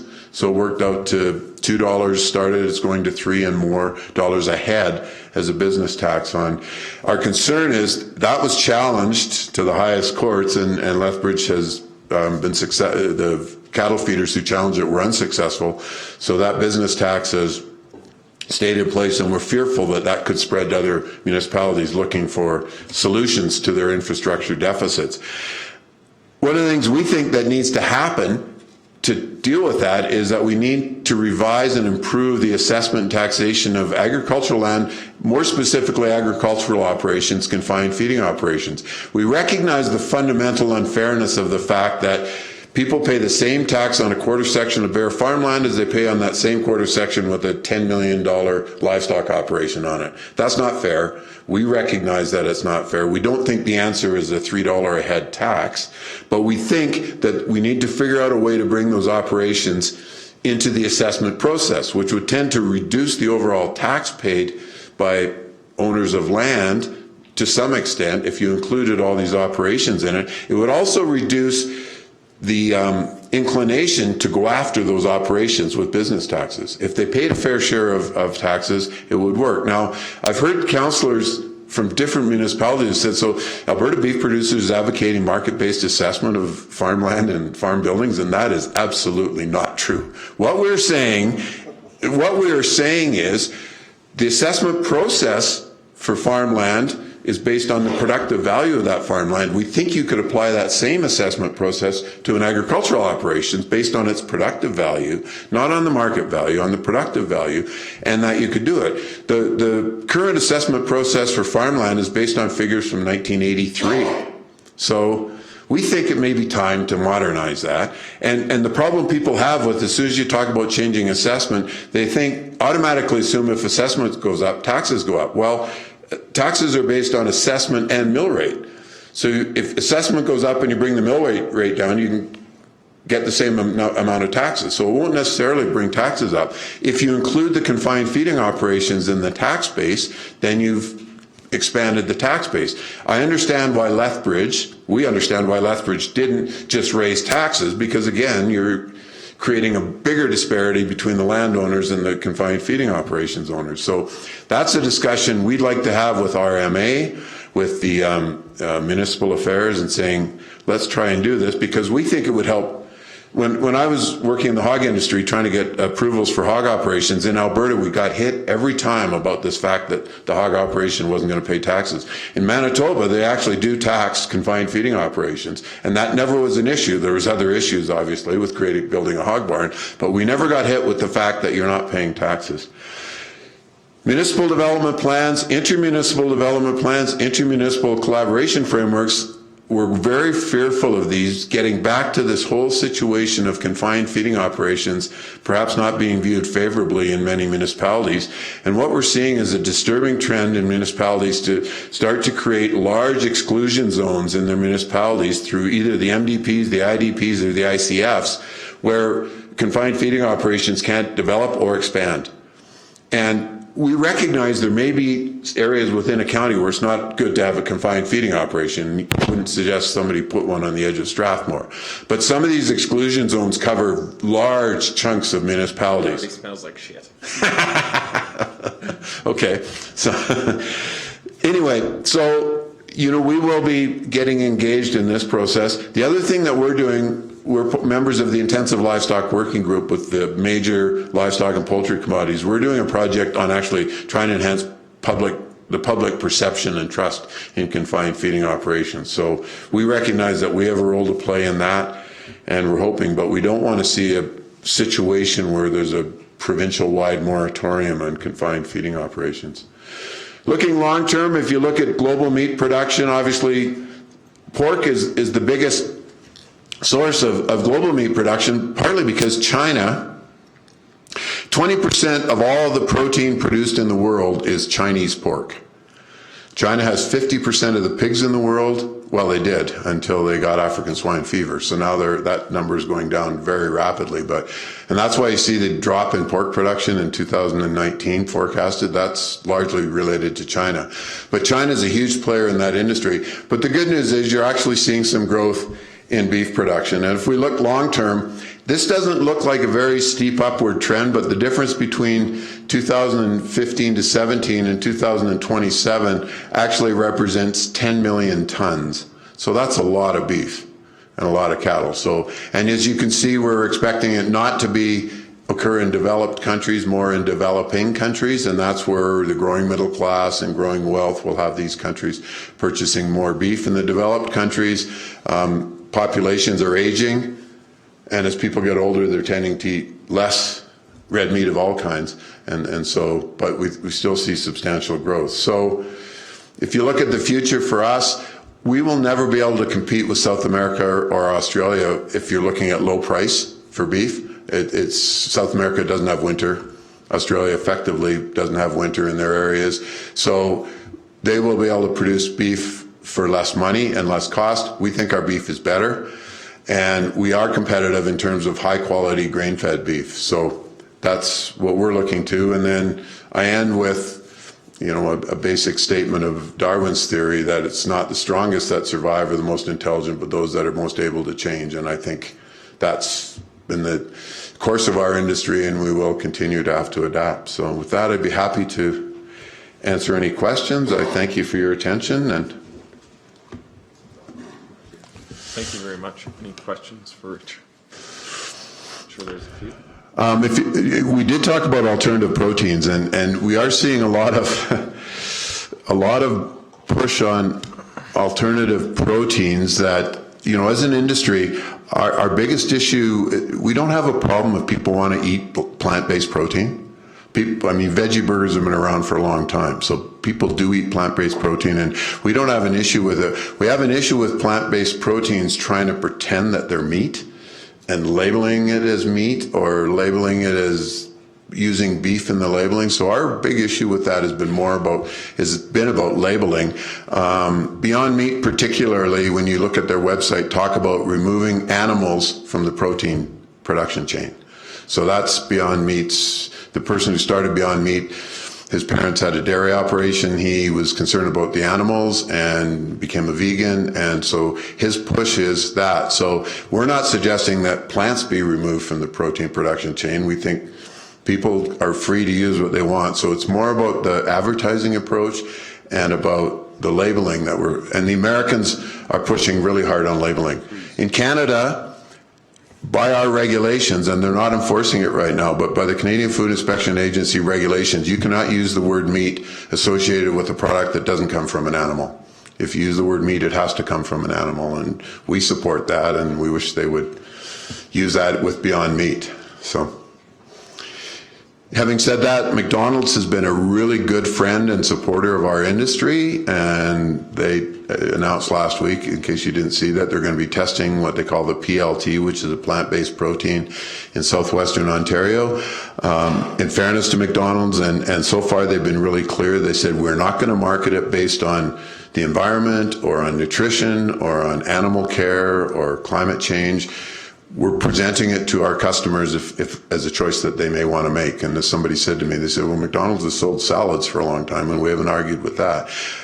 The only thing I'm unhappy about is that they're working with Beyond Meat, and Beyond Meat is working to eliminate animal agriculture. But otherwise, McDonald's is still committed to their advertising in Strathmore as I drove by, and their classic burgers. And what they told us was, and this is anecdotal, not formal evidence, but both A&W and Burger King, when they started offering plant-based proteins, their burger sales actually went up as well.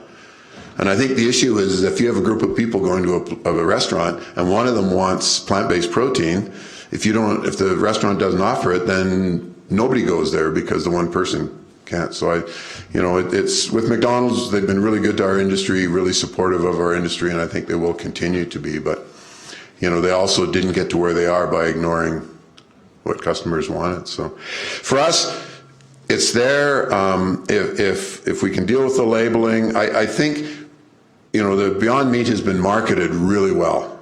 I mean, it's one more veggie burger, but they've done a really good job of marketing. The thing, when people the people that are attracted to it are people that are also going to probably not be happy when they read about the 23 ingredients that are involved in that product and the way that it's produced and the cost of the assembly. These are highly technical products, and the people who are attracted to them are people who would like to, go back to nature, a lot of them. And I think there's going to be a big push, but I also think it'll settle in and there will be people eating them, but people aren't going to stop eating beef. And I don't believe people are going to abandon meat to go to these other products. There'll be some people eating them, and some of them will kind of go, oh, I didn't know there was 23 ingredients. And, some of them produced, obviously, and when they talk about lab production of meats, they're saying, well, the one thing they can guarantee is if you're going to produce meat in a lab, you're going to be using genetically modified products. You're going to be using high levels of antibiotics to keep the process going. So the people that tend to be attracted to that are going to be people who don't like GMOs and don't like antibiotics. And when they find out that's how these products are made, I think there'll be some settling back in it. So, but it's worrisome, and every time there's another article that talks about, Greta Thunberg, they said, demanded that her parents become vegans for the environment. And realistically, what we'd like to see is people take a realistic look at the impact of livestock on the environment for real, and not look at the worst cases of, cutting down rainforests in Brazil, which is more about social policy than it is about agricultural policy in the beef industry. We're not cutting down forests in Canada to raise cattle. We're actually seeing forests encroaching on rangeland in Canada. So the trees, despite what Justin Trudeau said, trees are doing really well in Canada. And in fact, growing onto a lot of rangeland. There's a lot of southern Alberta that was all grass in 1874 when our industry started, that's now covered with trees. So, when you look at the impacts on the environment, and a lot of the talk about it talks about the methane from cattle, doesn't talk about the carbon sequestration on grasslands, which is huge. And they don't talk about how quickly methane degrades compared to carbon dioxide, which again methane is degraded very quickly. So we just wish that, there's so much hype around these arguments that it's hard to get a rational discussion on them, and we wish it could be a rational discussion. So anyway, sorry. I didn't even wait for a question. I jumped in. That is okay. Yeah. Yeah, good answer for the question. Questions?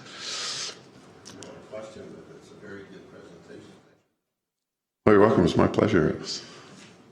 One question about the crime scene is building up where these people are invading some of these farms, and trespassing when they shouldn't be, and you can't get them off. And we're having problems with the turkey guys down south, and now the pork and the beef are all going to have these issues coming Yes. up. Yeah, that's a real concern. And, what we want is the laws are there. Alberta's laws are not as strong. In Saskatchewan, the onus is on the person coming on the land to prove that they had permission.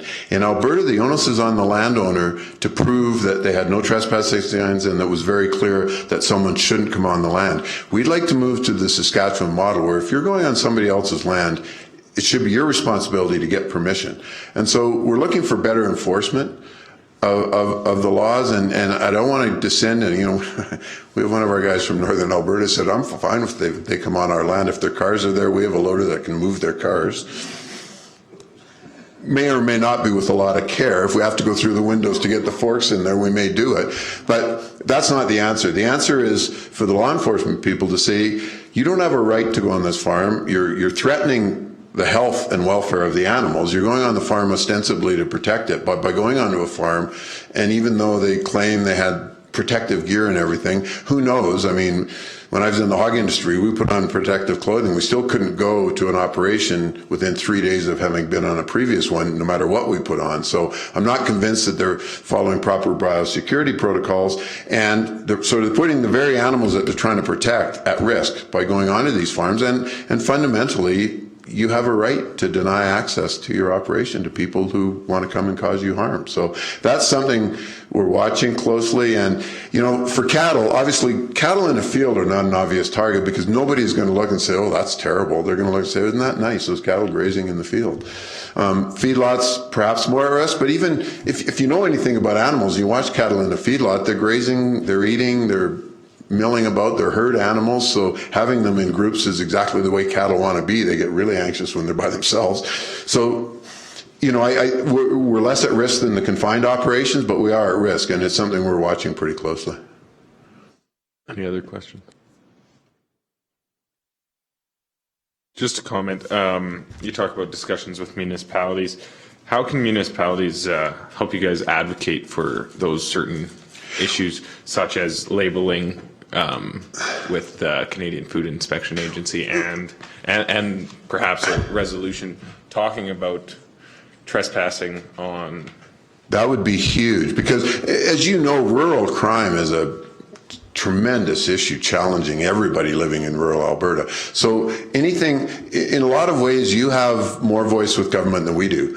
And so, if you're by expressing positions on crime, on trespassing, on labeling, that's an added voice, and especially the voice coming from us. Well, of course, the beef industry wants labeling followed, but municipalities are seen as you're representing a much broader group of people. So anything that you do in those areas would be a big benefit to us. So that's what I would say is if you could do that. Yeah. Motions, notices, when you're talking with government, make it part of your speaking points. Yeah. That would be a huge help for us. Not only on the ASB level, but our council as Yes. well. I mean, our council has four of the 7 have cattle. 5 now. When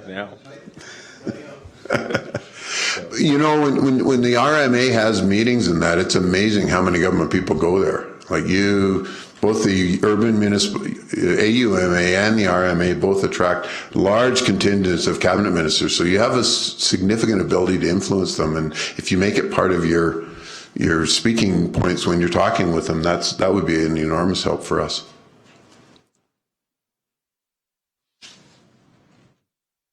Any other questions? Just Sorry, a Amber comment. Sorry. Yeah, just a comment. I think Alberta Beef Producers has been doing a really good job with some of the advocacy and just the public awareness. And I particularly appreciate some of the science based stuff about the carbon and the water use. And I think we have to counter some of the misperceptions around beef, and I'm certainly trying to do my own part with consumption. But I just want to commend you on the work that's being done. I think it's effective, and I hear people talk about it when they see it. So. Oh, good. Well, and we've produced a bunch of worried about brochures that are designed for consumers, worried about hormones, worried about antibiotics, worried about greenhouse gases. The Beef Cattle Research Council has a bunch of cards talking about water use and greenhouse, and all of those are aimed at consumers.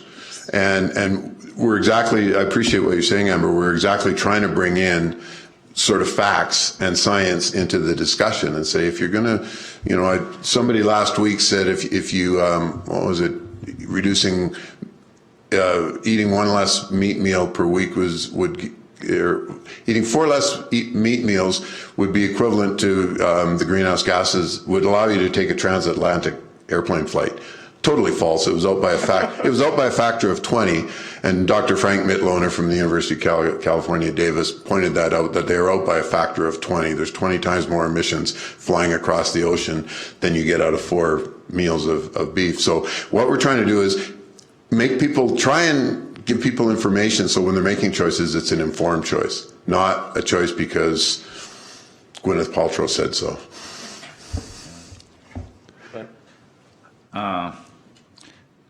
Municipalities are under attack with our linears now. Yes. And I never did appreciate the linear class being part of the non-residential class. And the same thing in our county with the farmland values. It's a separate class, but the value of the farmland itself, like you were saying, is not recognized in the improvements to the land. And as long as these changes, we still maintain a farmland class, I'm totally in favor. I'm prepared to, you know, I would advocate for that. Go ahead. Yeah, I don't want to get it lumped into non-residential. Then it'd be the Nor do we. quagmire we got now with the, Nor do with we. the linear. Yeah. Our point would be the farmland class should include farming operations, so that you figure out a way in the farmland class of assessment to include confined feeding operations. So you can, so that the assessment will reflect that you've done that. So we want to keep it within the agriculture portfolio, if you were, in terms of how it's assessed. But we think that the way that, when I look at how agricultural land is assessed based on what it produces, you can assess a confined feeding operation based on the productive value on it, not the gross value, but the productive value of it. And so it could be included as an agricultural classification of it.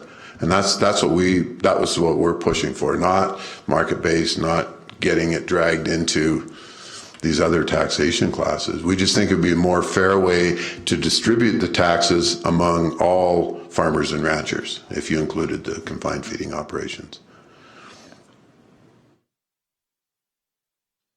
No other questions for Rich? Just one comment. Sorry. Okay, go ahead. I don't know if it's relevant or not, but I heard this when I was a kid. I always thought Canada produced mountains of wheat, and we sold it to, well, we thought we sold it to around the world. Mm-hmm. But anyway, I was told that Canada does not produce enough wheat to feed the chickens in China.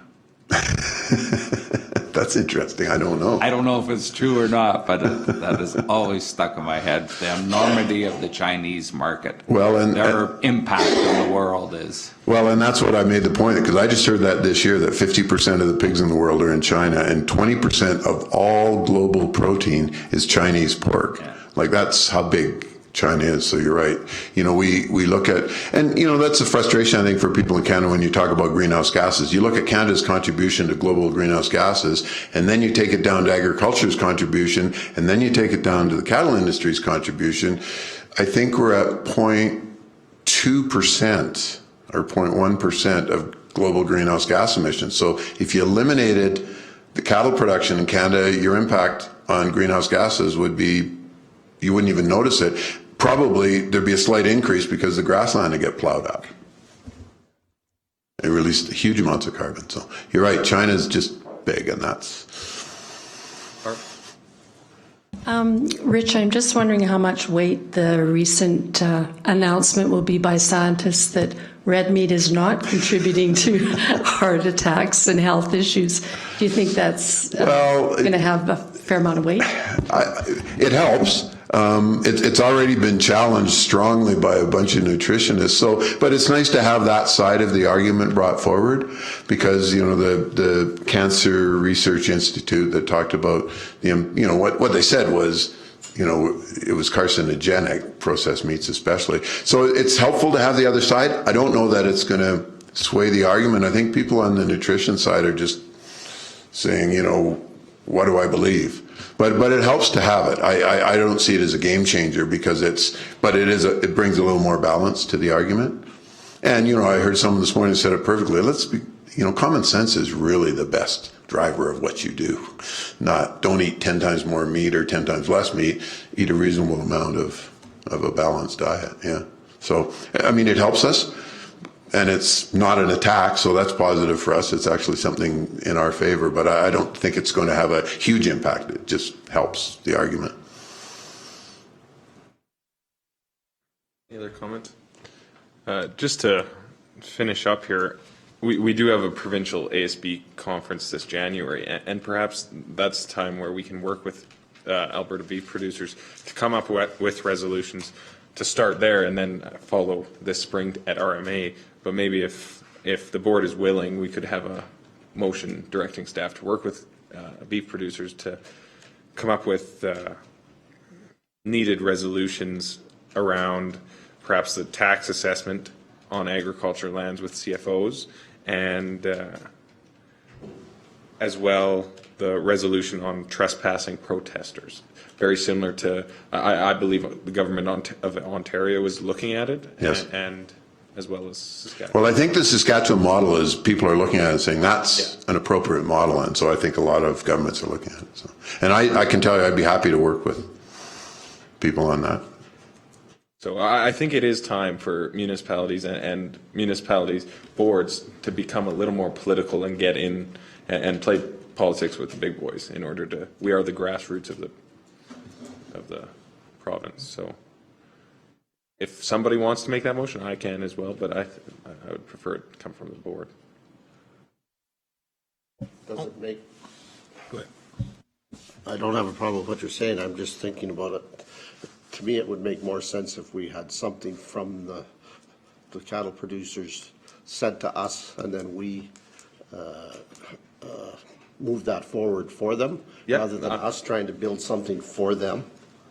I'm good with that, but I would like to see us bring a resolution to both RMA and the provincial conference. So whether beef producers sends it to us or we were collaborating.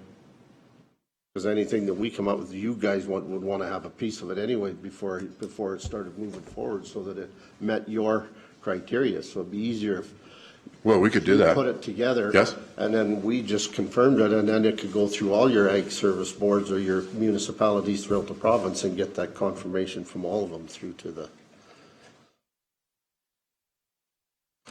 That to me makes more sense. Sounds good. So do we need a motion for that then, or if we just get? We might want a motion just for the staff to work with the Producer Association. And I think you have brought it to our attention today, and then it would just be collaborating on the format of those resolutions. Yeah, and just through the chair, like for our South Region Conference, like we missed the resolution deadline, so you're thinking more of a emergent resolution for the provincial conference? I think it could classify as emergent resolution as it affects the whole province. So, especially the tax assessment with the confined feeding operation. That would for sure. I don't think that would qualify as emergent. Emergent is that it affects the whole region. It's what has changed since the last convention.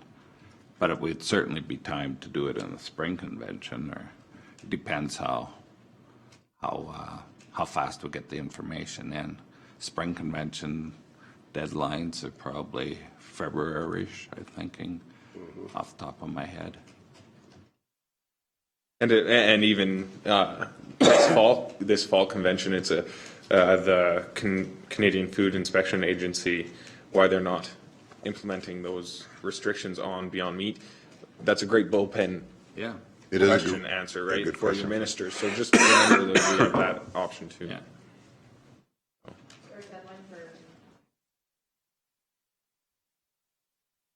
Anyway, 7. So if we can have some direction from the beef producers, I can we'll provide gladly you with bring that it forward for you soon, guys. yes. Yeah, that's for RMA, so we've missed the provincial. But I mean, it's still a topic of discussion we can have, so. I Thank don't you know very if the much. trespassing might be considered emergent, just given some of the current issues that producers have experienced. I could see more rationale for that than the taxation, but, We or can, the assessment. we can have staff look into that. So I think that is that's a big issue for us. If I don't have to use that tractor to get them off the property, that might be a little better. Yes. So can we have a motion for staff just to work collaboratively with Alberta beef producers to have a, I so move. okay, you can make it look all pretty and everything? Perfect. Gay used to do the same thing for me years ago, so. Questions on that motion? I'd assume not, so all in favor? Carried. So we have somebody move for information? Ben moves for information. All in favor? Carried. Thank you very much. Very, very informative. We'll have a 5-minute break and reconvene at 11 for the next appointment. At 11, Dave, he's with the Geographical Information Systems land at LEAD, Alberta Agriculture and Forestry. And he's put together a map, and there was a few workshops that few of us came into. The last one had a lot of, it was quite a time consuming to get all those. But everybody survived. Everybody survived. I wasn't sure if Ben was going to, but we did. So welcome. Thanks for coming. Just make sure you press the button there on the mic. Red light should come on. Red light's on. Okay. Well, thank you, everybody. I'm very pleased to be here to present the results. As we said, we had a pretty intense workshop number 2, but we think we got some.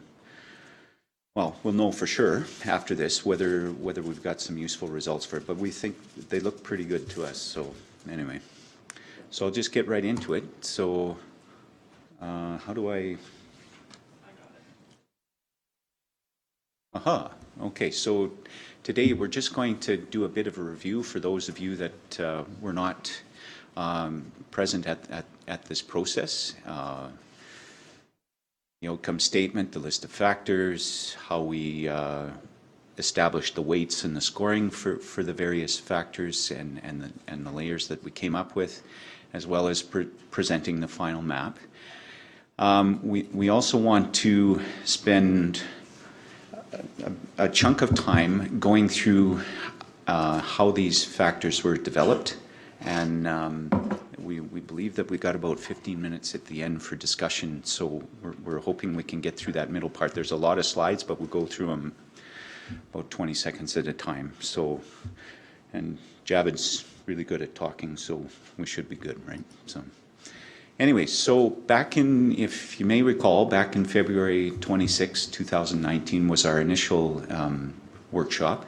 And at that time, the objectives were twofold. One was to work with you to come up with an outcome for this process. And the outcome that was came about was Wheatland County aims to identify and prioritize agricultural land that have the greatest potential to support or improve riparian health, water quality, and quantity, biodiversity, and soil health to influence agricultural and environmental programs. Quite a big thing, but that's the outcome. And then in that workshop, the second part of it was there was a cross section of the county's expertise, both from an experience point of view as well as a scientific and administrative point of view. And we asked for ideas on how to bring about this outcome? What would contribute to this in making this outcome possible? And from that, there were 42 ideas. Here's the list of the 42 ideas that came from the flip charts that we had. And from that first workshop, we took that away, recorded it, and then we started looking for groupings or similarities between the groupings. And from those 42 ideas, we came up with 23 factors. And we gave each factor an acronym. And everybody from workshop 2 has some memory, some scar from that. And but anyways, the definitions and the questions are located here, right, in those factors. From that, July 31st, we had that second workshop where we led the group through 2 exercises. The first exercise was to establish and compare the factors to determine the relative priority of the different factors. And that was done through what was known as an analytical hierarchy process. And then the second exercise was about establishing the optimum, if you had a factor and you had to place a project next to that factor, what would be the optimum distance for that factor to be away? And what would be the least optimum distance for that factor to be? And then we asked you to break it up into 9 intervals, right? And that allowed us a way of categorizing our distance grid maps that we made from these factors. And that's what Javid's going to go through in a little bit. So we got all that input. It took, it was a pretty grueling morning and part of an afternoon, but everybody survived, and we really thank you. There was quite a it challenged us a bit with the results, how to make them coherent and stuff, but we did come up with a way without having to come back again. So and I thank the guys for helping us with that. But we think we came up with a pretty good result based on your input. So the first exercise, here's all our respondents from A to S and M and T. You all know who you are, or possibly do. I forget. Yeah. And then so the process was anonymous, and we thought that was important to keep it anonymous so that there wasn't any influence or any undue influence by people had a chance to express their own opinions. That's the reason for the anonymity. And from that, we went with we pooled the results and went with the average, and you see the average is about the 4th column from the right for all the 23 factors there. So that's kind of the weights, the relative priority of the different factors is in that average there. Just looking at it another way, this again shows you the mean values and sorted according to what's the most important and least important. So the top 5 are right along here, right? And so between the definitions, you can figure out which 5 those are. They seem to cluster around water-related items and habitat and that sort of thing. So the second exercise, the results from that, went to establishing, again, these, for each factor, the 7 or 8 or 9 or 10 intervals between optimum and least optimum distance away from a factor that we would use to classify a distance grid. And Javid's going to go through, that'll become more obvious in the slides to come. In some cases, we found that there was the variability between 2 distance classes was such that there was no difference between the classes, so we were able to collapse some classes, and that's why in some instances you'll see 8 classes rather than 9 or 7 classes in some cases, but that was kind of how we did this. So we have So what you're seeing here is the way you would read these scores is from 0 to 13 meters for the waterfowl, wetland, and nesting density factor was sort of the optimum distance, 0 to 25 meters. So 0 to 13 plus 13 to 25. And then 25 to 37 is the second most optimum, and so on down to the least. What we found that with most of the classes, they were tightly grouped over a short interval with this group. That was one of our findings from the exercise. And then, so after the exercise, we promised we'd go away, and we laid out what we were going to do in terms of the process. We developed these. I don't know. Is there a laser pointer, or is there a way that I can? All right. So these. We were going to develop these factor maps, multiply them by their weights that we got, add them all together, and we come up with this final map, right? And that's what we ended up doing. And what we're going to do at the end of this presentation is show you what we came up with, right? So these are in nature, all of the factors we were able to come up with. So with that, I'm going to turn things over to Javid to just quickly go through the derivation of all the factors and how the distance grids and the final scoring maps that we saw on the previous slide were put together. All right, so. Okay, so David did a good job in terms of explaining what the objectives were and what the 23 factors combined together towards the end goal. Now, I'll go through those 23 factors. There is about 70 slides, so bear with me. I usually speak very quickly. So I'll spend about less than a minute on each factor. There are 3 slides for each factor, and they are all arranged in the same manner. We will describe on the first slide, like this one, what the factor acronym was, the AIC, which stands for Agriculture Intensity. The question that we asked was how close a project should be placed to the areas that are identified high fertilizer or pesticide inputs.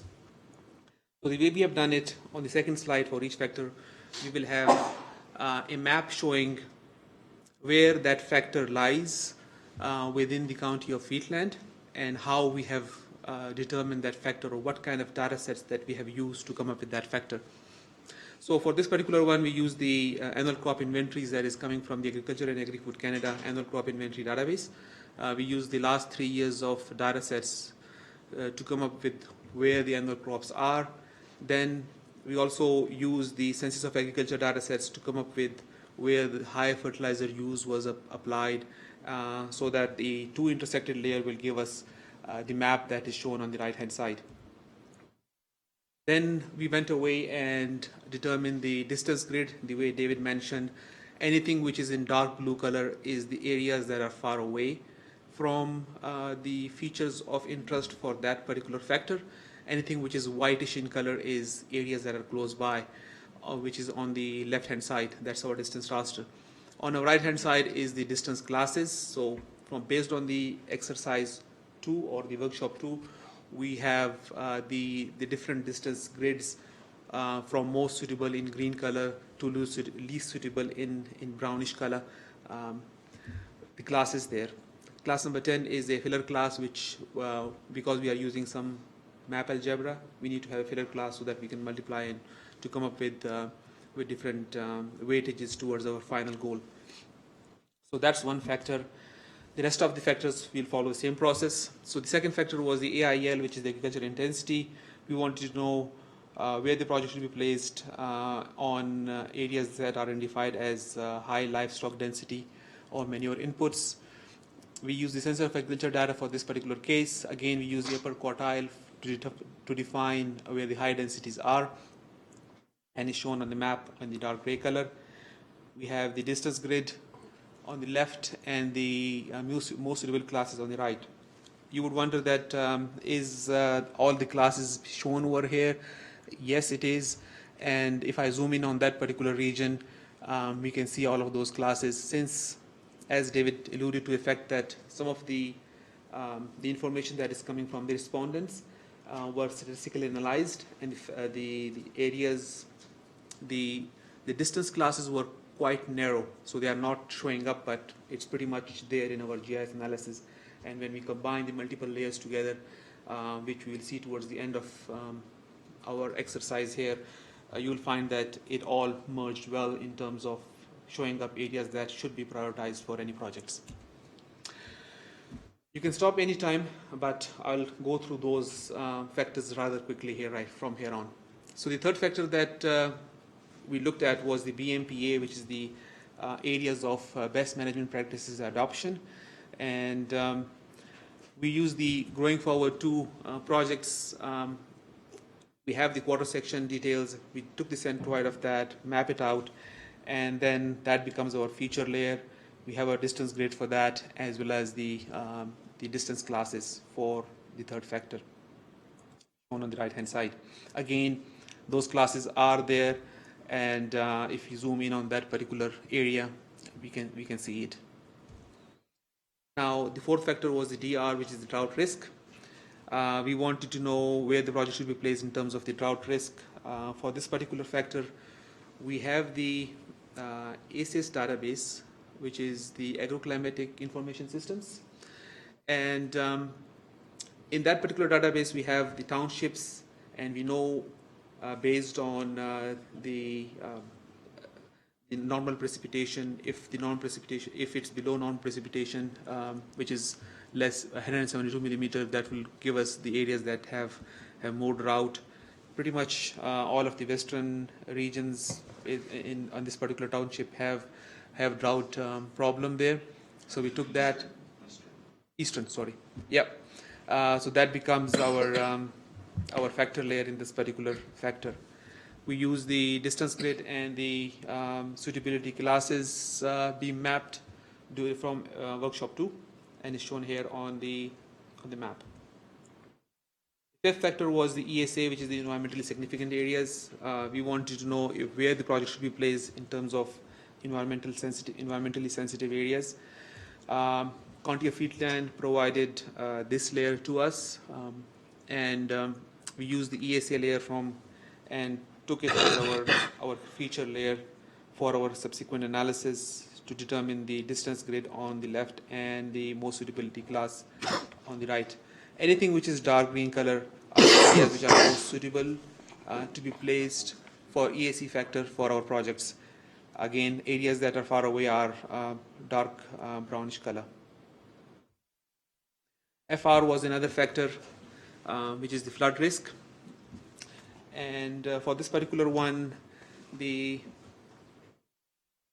EP, Department of Environment and Parks, have delineated the flood hazard areas for the whole province. And we use that and that is based on the flood risks in different areas. So pretty much the area northeast, we have some flood risks there, and we use that in our analysis.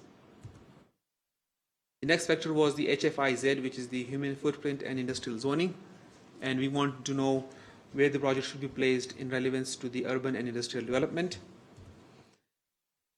So for this particular one, the County of Wheatland cadastral data sets were used. We queried out any industrial and commercial areas along with some of the residential areas. We used our Genesis database to determine where the city, towns, and villages are. And then we combined the two features together to become our factor polygon features. All of those data sets that were generated in this particular exercise will be provided to the county's GIS team for their further analysis or for their further use if needed.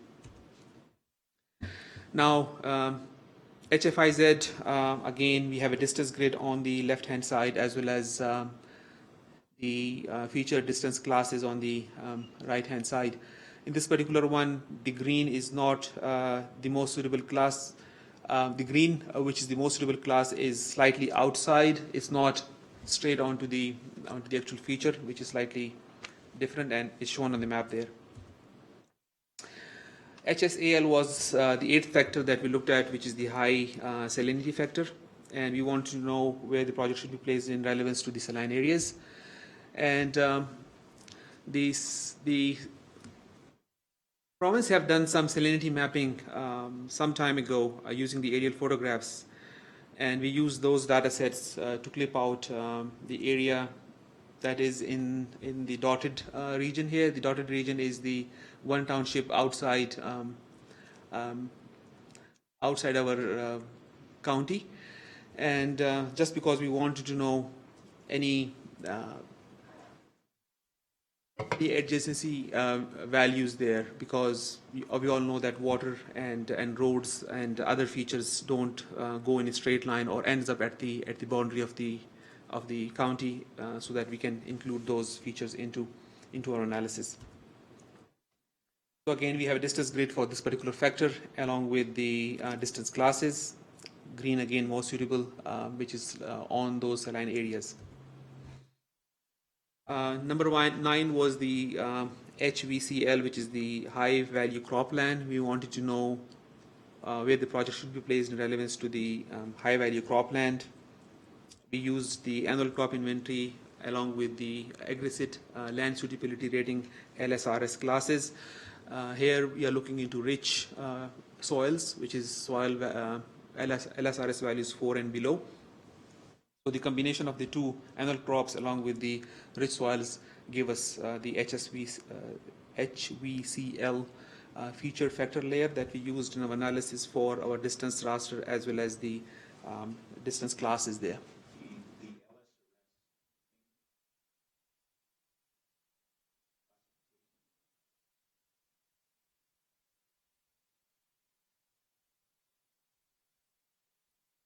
LSRS.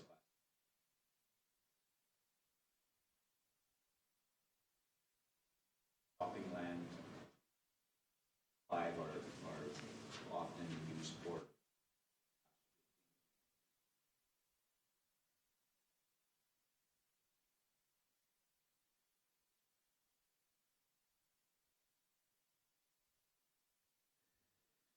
The 10th factor was the, thank you David, ILI, which is the irrigated lands and infrastructure. So we wanted to know where the project should be placed in relevance to the irrigated lands and infrastructure. The irrigated farms water branch within Government of Alberta have the irrigated areas by quarter sections, and we use that layer to determine our distance grid as well as the distance classes. The ISR, which is the invasive species at risk, invasive species risk was another factor, and we want to know where the project should be placed in relevance to the invasive species, both noxious and prohibited on public and private lands. Now, we requested those data sets from the county. There was a bit of issue with the data cleanup and confidentiality. So we use the data distribution, the prohibited weeds and the noxious weed data distribution, the distribution and abundance rating data sets that the province have compiled, and it's based on a township level, and we use the upper quartile for noxious weed based on their distribution and abundance, and determine the townships which have the most, and it's a combination of all of the noxious weeds and prohibited weeds. So there are about 10-15 types of noxious weeds, and there are about 7-8 different types of prohibited weeds. So it's a combination of all of those together to come up with these townships which does have this problem. So again, we use the distance grid to take it further for another analysis and then determine the reclassified values based on the distance classes. Factor number 12 was the ML, which is the marginal lands, and we wanted to know where the project should be placed in relevance to the lands identified as marginal. And again, as David mentioned, the aggressive land suitability rating classes LSRS was used. In this particular case, we were more interested towards the poor soils, which are values 5 and above. So we took that in our analysis and we called that as marginal lands that are not good for agriculture purposes. And again, a distance grid and the land suitability, the distance classes were run for our analysis there. Third factor was NGLB, which is the native grassland for biodiversity. And in this particular case, we wanted to know where the project should be placed in relevance to the remaining native grassland and other native cover that leads to increased biodiversity. So ABMI, which is the Alberta Biodiversity Monitoring Institute, have done a lot of work in this regard, and two of their layers could be used easily in this particular analysis, where we were looking at the species richness index as well as the species intactness index. Their values range from 0 to 100. So we took any value which was 80 and above as rich in terms of richness index and rich in terms of intactness index, combined the two together to come up with the areas that are gray on the map as the factors that identify this particular factor. Again, we have a distance grid on our left-hand side as well as the distance classes. Green areas are the areas where the respondent mentioned that these are the most suitable areas to have the projects on in terms of this particular factor. And again, those multiple factors were combined towards the final map, and they are based on different weightages there. So each individual factor were analyzed separately, but we were all working towards the final end goal, which David mentioned on the first slide there. The fourth factor was the OAG, which is the oil and gas activity. For this particular one, we have the Alberta disposition layers that we used, and we queried out based on the oil and gas disposition activity for mineral surface leases and pipeline agreements, etc.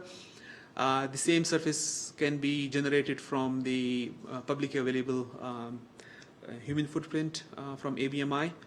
So that can also be used for this particular exercise. And again, we run our distance grid for this particular factor along with the distance classes. PCA, the protected and conservation areas, was another factor. We wanted to know where the project should be placed that are under some sort of protected protection instrument or legal instrument there. For this particular one, we have the provincial parks, natural areas, habitat conservation areas, ecological reserves, crown reserves, as well as the DIRS layer that were under protective notation to DU were cropped out or queried out and combined and buffered together to have our factor feature layer. We have our distance grid on left-hand side and our land suitability classes.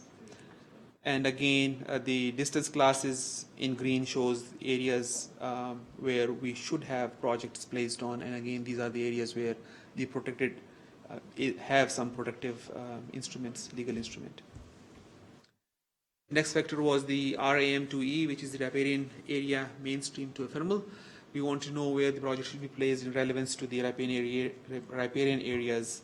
And for this particular one, we have used the digital elevation model provincial-wide and modeled out the riparian area and cropped it out based on our project buffered area, and then used it for a subsequent analysis for distance surface raster as well as the distance classes there.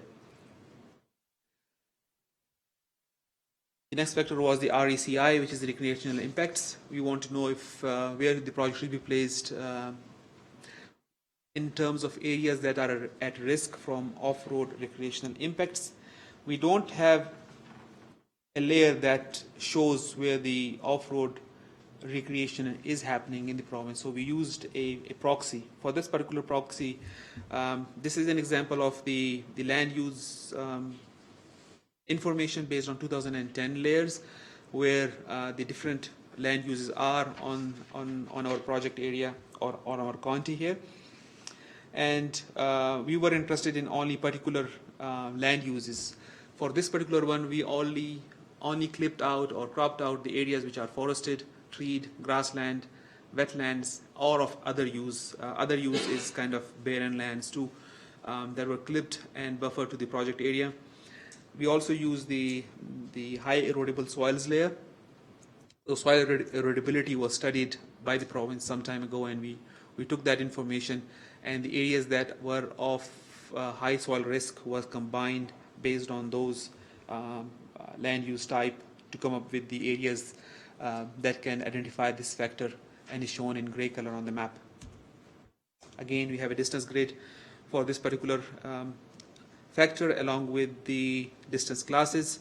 So again, respondent mentioned that the class 1 and 2, which are most suitable classes, are the areas where the projects should be placed on that were identified as high impacted through the off-road usage there. Proxy, right? Like it's, Yep. it's where we think it's probable, right? Yep.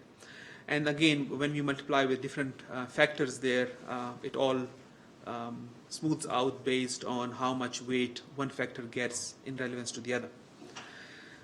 This next factor was the RIPER, the riparian erosion risk. We want to know where the project should be placed, such as off-site watering and fencing to the areas of high risk of creek bank erosion and degraded water quality.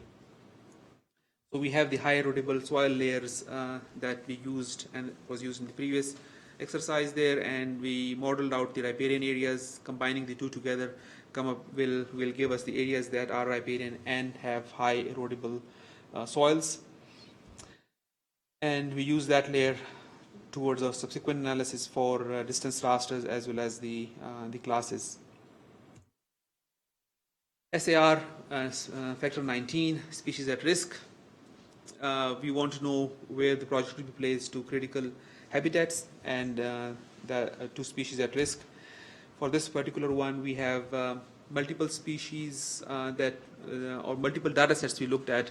There is a sensitive snake, peeping plover, colonial nesting birds, as well as the key biodiversity zones and other layers that we used, and combine the information together to come up with the sensitive species at risk within the county of Wheatland. And then we have a distance grid. Again, darker color means far away, lighter whitish color is close to those classes on the map, which is on the left hand side. On the right hand side shows the distance classes. So pretty much we are focusing on areas, or the project should be placed on areas that are close, that are sensitive to species at risk.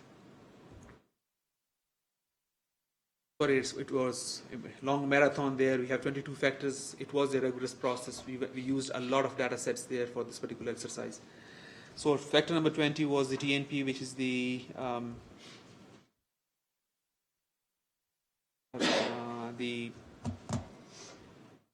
same native pasture, and we query out the AAFC land use data sets based on the grasslands, and we use the aggressive land suitability rating classes on rich soil, which is 4 and below, to give us the values for the tame pasture of high value.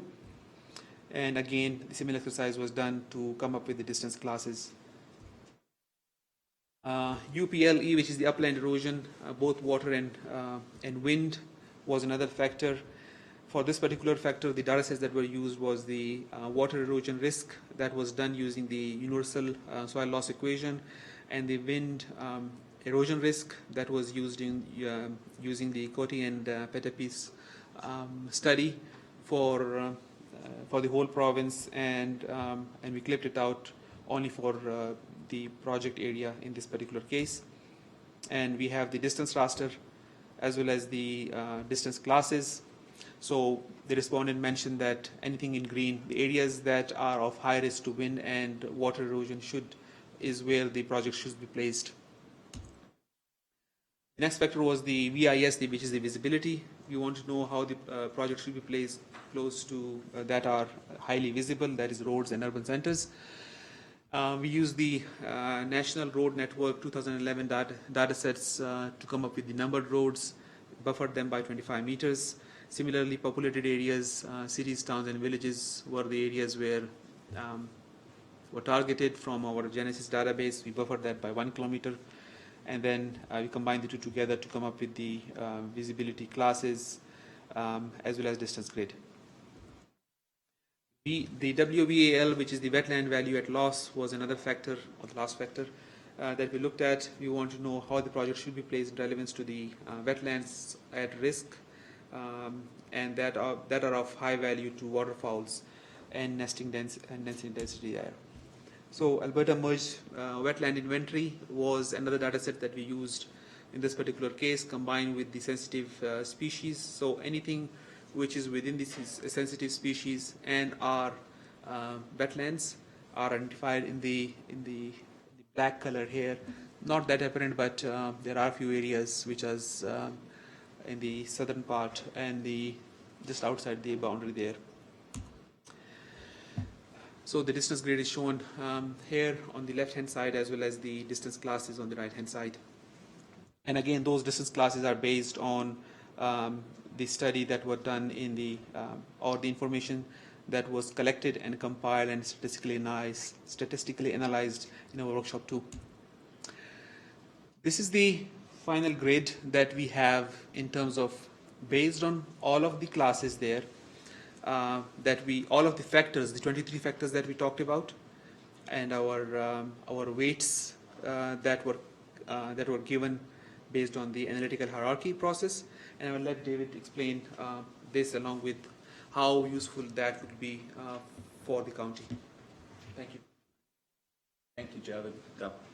Thank you very much for going through that and not losing steam and keeping us on track here. Yeah, so this is the map that we came up with. Here's kind of the whole, we're just focusing on within your county here.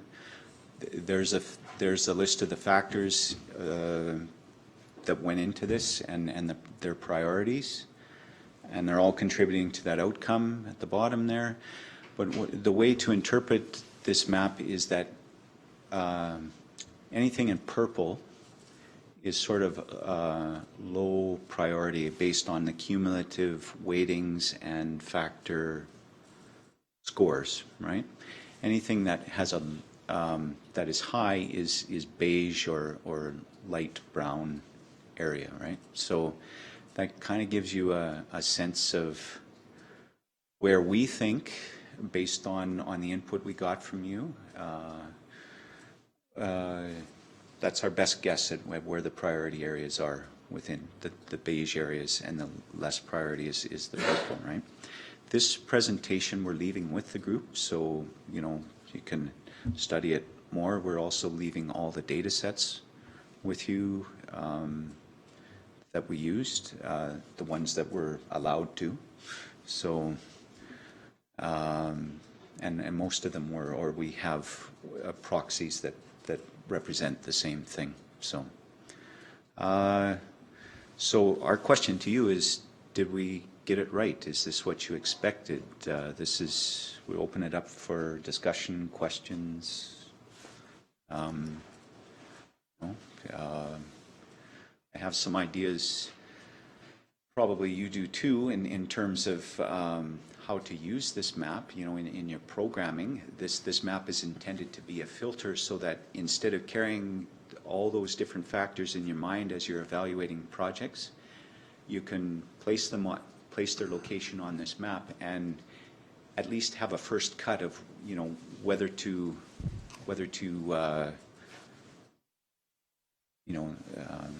it's a way of filtering projects, right, based on priority, and take some of the fatigue out. So even though there was a lot of energy expended in that second exercise, I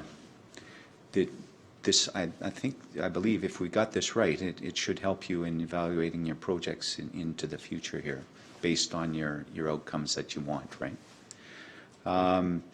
Another way it could be used is you could identify certain townships and what are the priorities based on the different factors there, and what is sort of like the controlling factors on a township basis. That might be another way to use it. It's really up to you. There might even be some county priorities in terms of, if it's such that every project gets a fair shake at the program, but potentially maybe the amount of funding could be based on whether it's in a priority area. That's another way this could be used. So these are just some ways that might get used. But again, as long as we got it right for you, right? So that's all I'm going to say, and I just open it up for any discussion or questions that you might have at this point. Comment? I'm sure you girls have comments. You guys can come on up and yeah, you can come up here and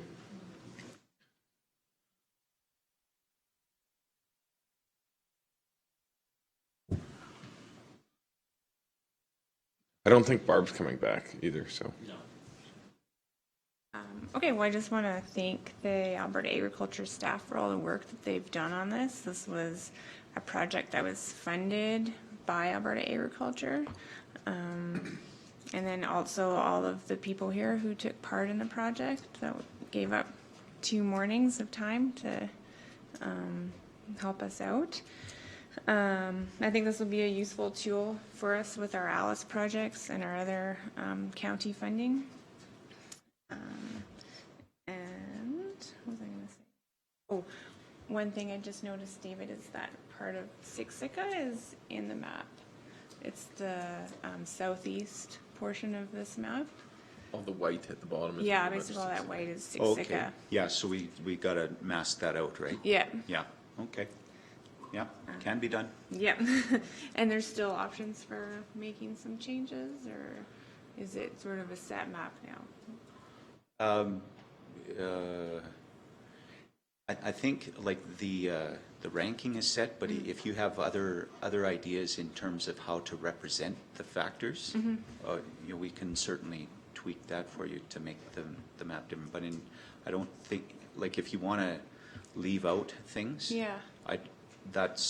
That's not something, unless you want to go through the process again. No. No, I didn't think so. So yeah, but if you have ideas on better ways of representing the factors, that would be helpful too. We were just going by what we had available to us, right? Okay. Yeah, I was Yeah. wondering whether it would be valuable to take out that invasive species layer just because it didn't really show anything. But if it But I mean, if it's, if it's a huge amount of work. Then. But let's see whether it was really a priority in the scoring, right? Like, so the invasive species one was 3.2. Like, it's about 18th score out of, so that the sheer. So your scores from 1 to 7 were multiplied by those values, so to give them their weights. So it may represent only 2% of the map, anyways. So Yeah, so it's not that. It doesn't have that big of a weight. yeah, but Just a question on that. The native grassland for biodiversity is the second, but when you go out to the east around Dead Horse Lake along 56 Highway, going northeast of there, like it's purple, right? Which would mean low.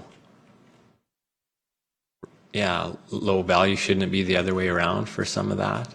All like native pasture in here. Just wondering why that's showing up purple when that's the majority of our native grasslands are out. so which layer would that have been? The Oh, there is a little NGLB? shit. Okay, so maybe we'll just go back to that. That's all one spillway. Nightingale area. Yeah, that's all. These are alphabetic, right? John?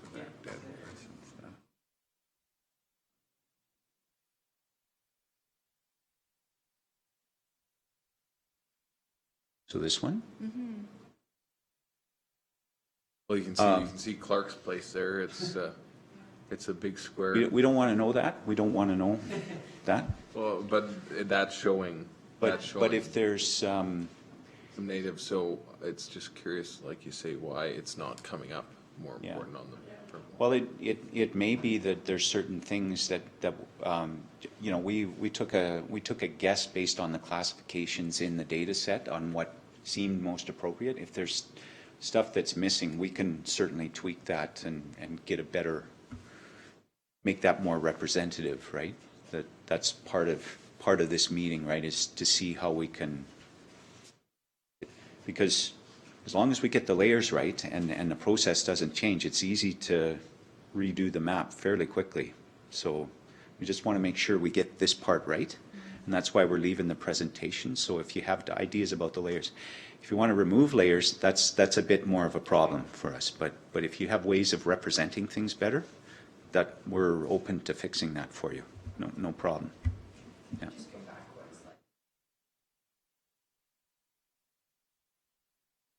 Other way? Yeah.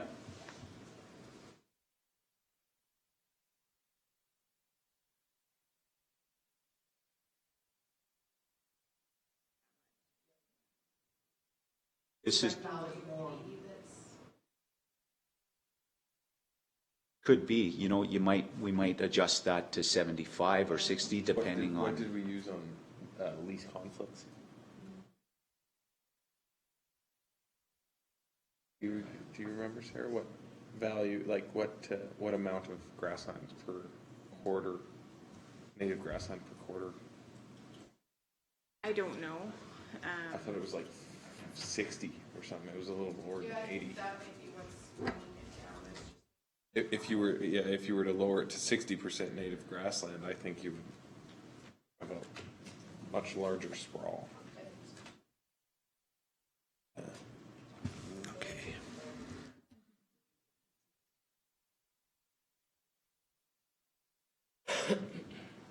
So if we have that filter, it wouldn't be hard to throw it in there, would it? Yeah.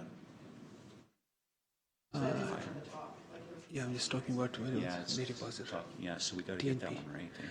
No, it's correct. The thing is, there's a multiplier factor there. So some of the areas that have been identified as native, tame nature, native and pasture are also here. So this, along with the other layer, which is the N, so TNP as well as NGLB. Those are the two layers which are combined to produce the grasslands and tame native pasture. What is happening here is if these areas are turned green in this particular one, and also on the TNP. Yeah, but if they're both That's green, what we they want should. our projects to be, though. They should be not as purple. Yes, but there are other factors that are contributing in the same manner, and when you multiply that, it does shows up as those areas. Like this is an area which is of like 50%. Exactly. So there are multiple factors multiplying at the same time. Bottom line is though, if we took a guess, you know, we figured, well, if it's 80%, then it's probably mostly that kind of cover going on there, right? If you feel that, you know, you've used some other criteria using that data set, like if it's 60, we can do that, right? But you have to be aware that there might be some double counting between layers. I think that's what you're getting at, Jen. So, but we can do that, you know. This is a 10-meter grid there. So if you zoom in on that particular region, you'll certainly see a lot more area in native tame pasture and grasslands than what is shown at this scale there for this map. Yeah. Anyway, yeah, it can be. The other thing was that we want to avoid the high value cropland, right? Was that? I think that would have come out in the numbers anyways, but we don't want our projects to go on high value cropland. Or irrigable land. Yeah, we want them to go on the marginal lands. Irrigable. Oh, so. I was wondering if that was, yeah, we don't, because the Alice program is meant to go on marginal land. It's not meant to go on high value cropland. Like if you go to the high value cropland slide, it shows most suitable is where the high value cropland is. This is where respondents replied like that. I'm not sure because of the misunderstanding. I think it might have been a misunderstanding. Yeah. So this one.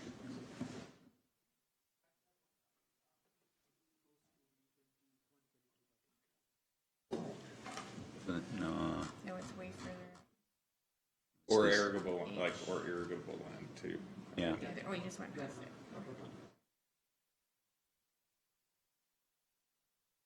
Yeah. Yes, we want to avoid those areas. brownish color. Yeah. Further down. Yeah. Because we don't want projects on. Right. So we don't want to have that green. Instead, we want to have that as. It should be the opposite. Yeah. Yeah, that's, again, that's fixable. We just need to, This is what the table said. that's good, this is good feedback, right? Like we want to, No, for sure. It will definitely change a lot of things if we change. yeah.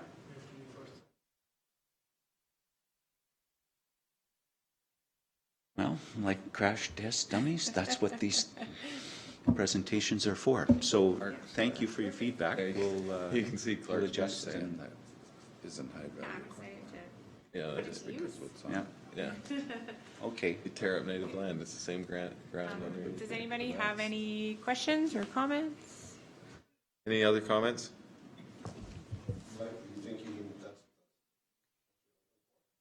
Yep. Like, the end map isn't Yeah. that far off. Yeah, no, to I be think, quite and, honest. and also, you know, the fact that we're looking at it at such a, you know, big, small Do you scale. want to just scroll to the next, like the last, the final map?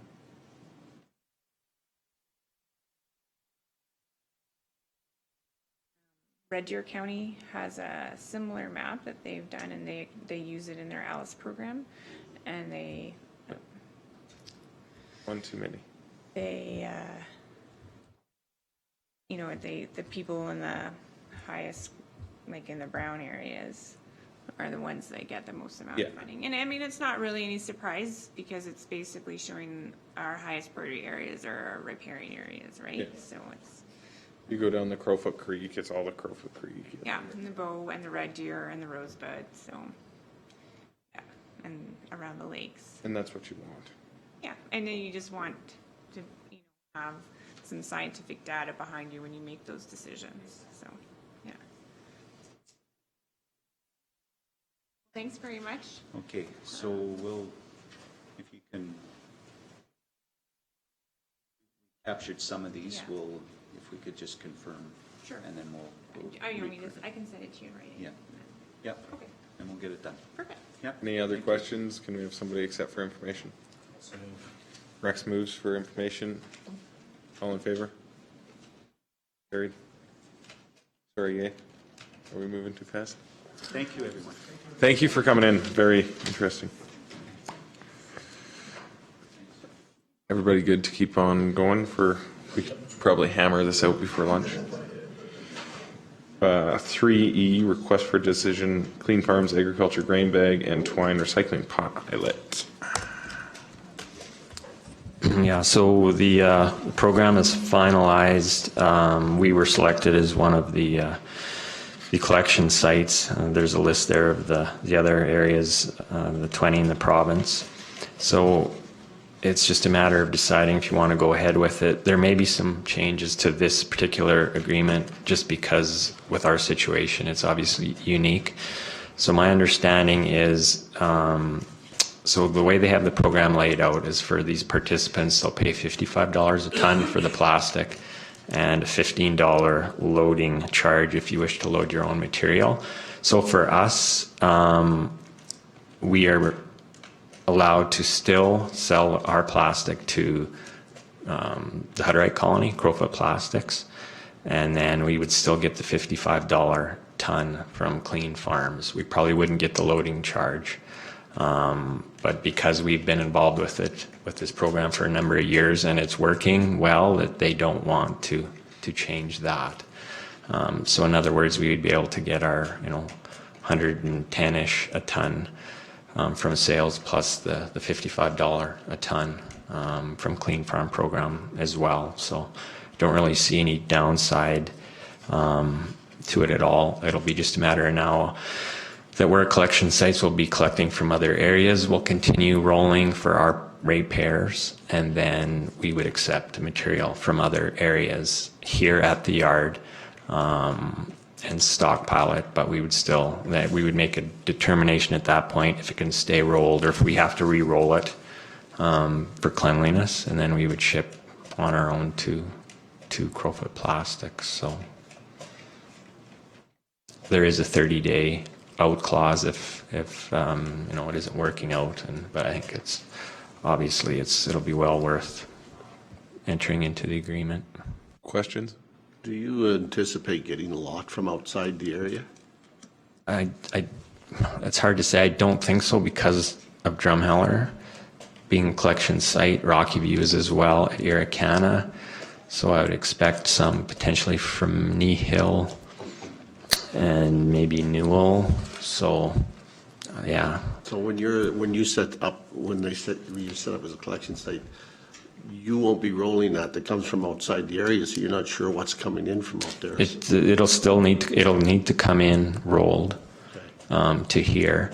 So potentially we could just accept it if it looks fine and from a cleanliness standpoint, we would leave it and haul it that way. If it's some older legacy material or we're not quite sure of the cleanliness, we maybe would re-roll it, which we've done even within our own municipality. So. Other questions? Board's wishes? Brittany, you better get on the agenda.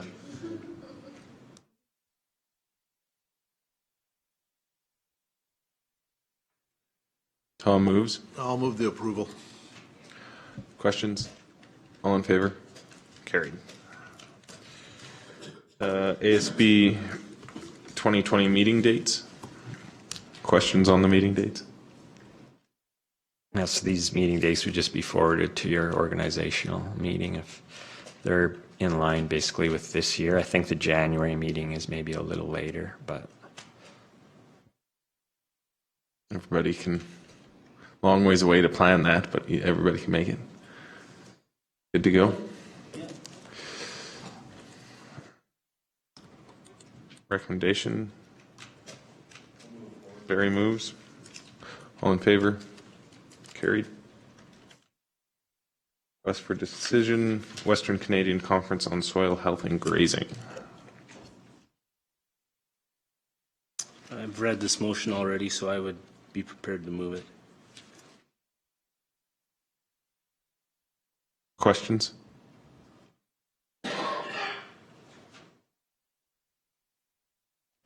No questions. Can I have, oh, sorry. All in favor? Carried. South Region Ag Service Board Conference. yeah, and we'd asked for registrations for this earlier, so this has already been done. We've registered, but yeah, just as ratified. And just for board's knowledge, everybody going? Who's Tom, Ben, myself, Rex? Are you going? Rex, Glenn, are you coming? Yes. No. Oh, I think you said you had something. Any? I believe that's in Edmonton. So 4 of us. Okay, sounds good. Find it. That's what it is, fire mediation. Tom, Ben, me. H.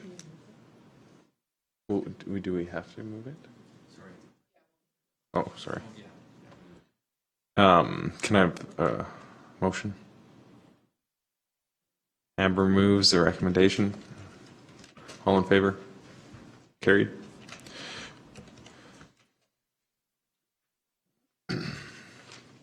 The resolution report card from the 2019 ASB conference.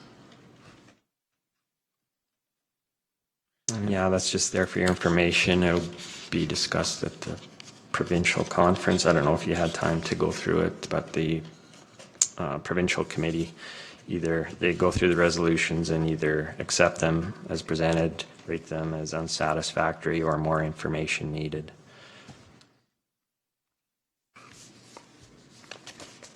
Any questions? Mover. Paul moves his information. All in favor? Carried.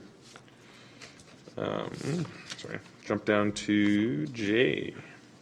Addition for Egg for Life, the one that was came up in council yesterday in correspondence. We thought it would fit in better in the ASB. So it is one of the paper attachments that we got. Egg for Life. asking for funding, $1,500 a year. Comments? Education programs? I just curious if mostly everybody here knows what Ag for Life is and seen it around, or is this the first time you're hearing of it? Because I attend a lot of farm shows. They've really done a very good job of promoting agriculture and promoting the stories in agriculture, and I was kind of wondering how that they were doing what they do, where they're getting their funding from. So I'm not seeing that in front of me, but you're saying they're asking for $1,500, and that's like for a year type thing, or it's just on the back. Yeah, it's just on the back. Yeah, $1,500.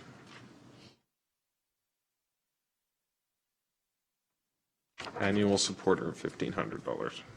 Question is, do we want to budget for that? I agree with Rex. I think they're pretty high profile and doing a lot for agriculture. If we can fit it in the budget, I think they're doing a lot of proactive. I would echo what Rex said. They're pretty visible. I think education in Wheatland is important. Tom?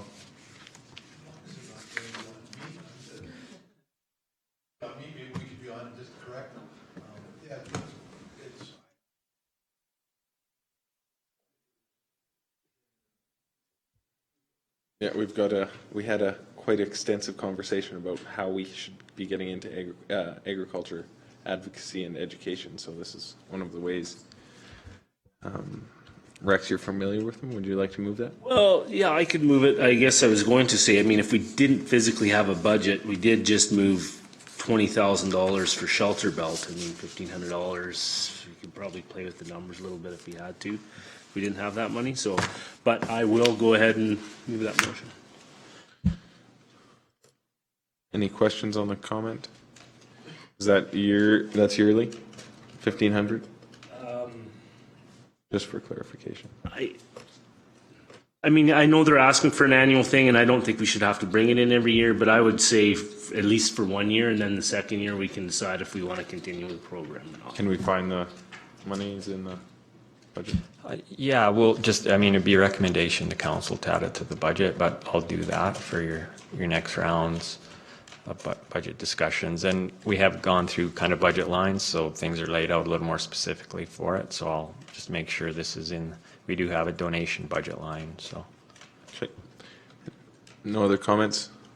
All in favor? Carried. Moving on. Chair's report. I have nothing to report. It's been pretty slow. Yeah.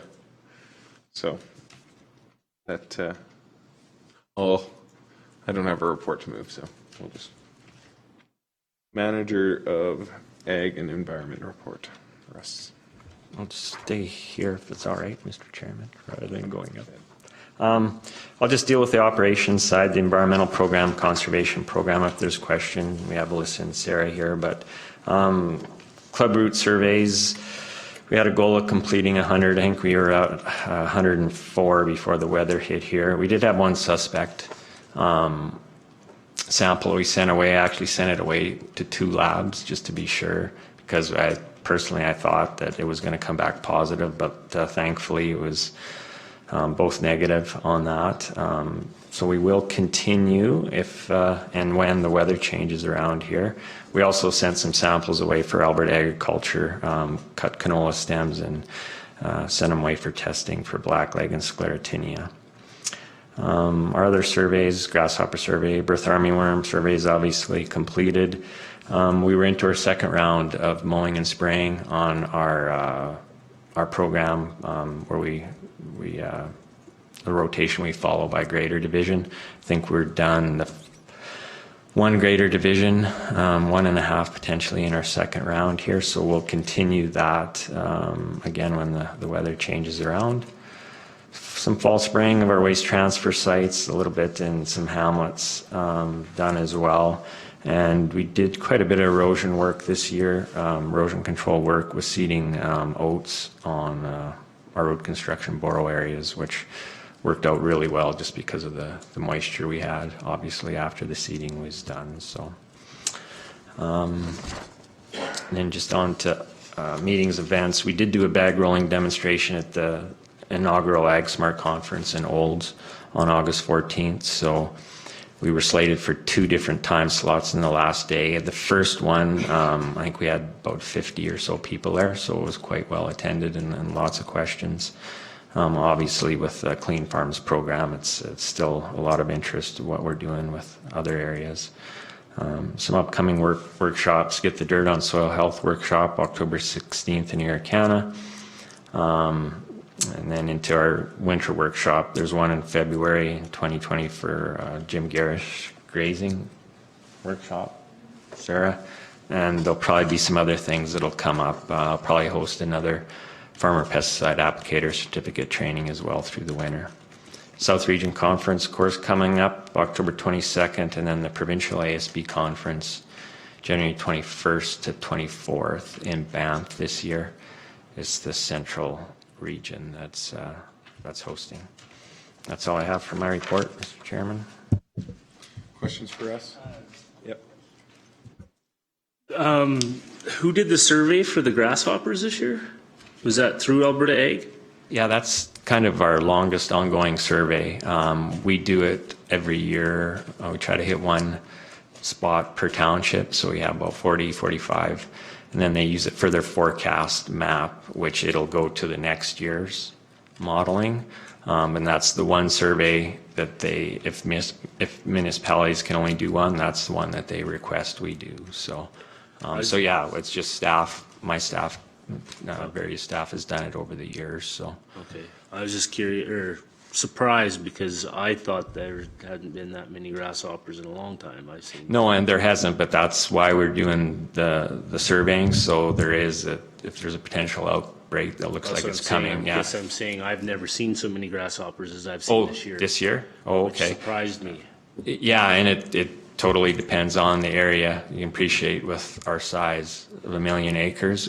To what I found, like we try to hit it it was in first part of August. It seemed like things were later too, as far as their development, which happens if it's cooler, rainier weather. So. Any other questions? No? Banff is going to be a great place to have a conference, I'll tell you that. That's the provincial conference. It'll be a good time. I should have asked it when we were on it. Sorry, Rex. It was Rex's motion. The Western Ag, the Western Grazing Conference, Soil and Health Grazing Conference. When do we need to know?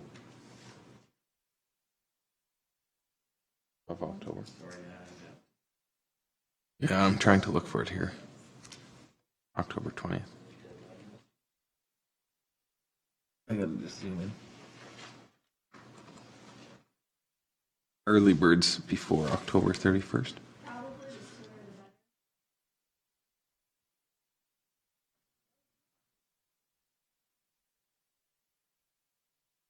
You can throw me on there. Oh, really? What? That's okay. Sold out this morning. Well, shit. A tough one. Yep. Any other questions for us? Not, can I have a mover? Brittany will move. Brittany moves. All in favor? Carried. Had to prove you were here. Had to get you on the agenda. Correspondent. Barb's report. She's not here, but she did have a report. 4.2.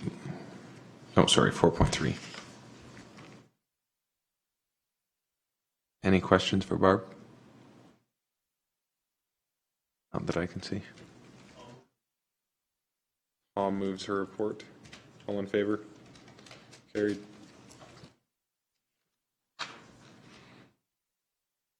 Correspondence 5.1.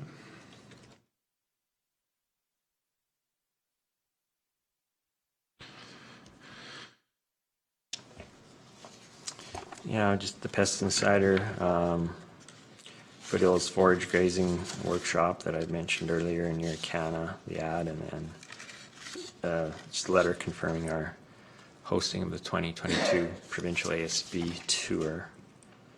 And I see Lethbridge put in for the year after us, which is to just happen, so.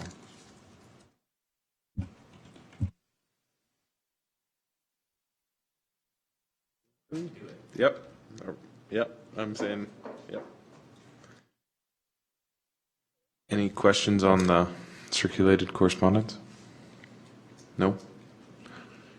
I'll move the, can somebody move those as information? Rex moves, all in favor? Carried.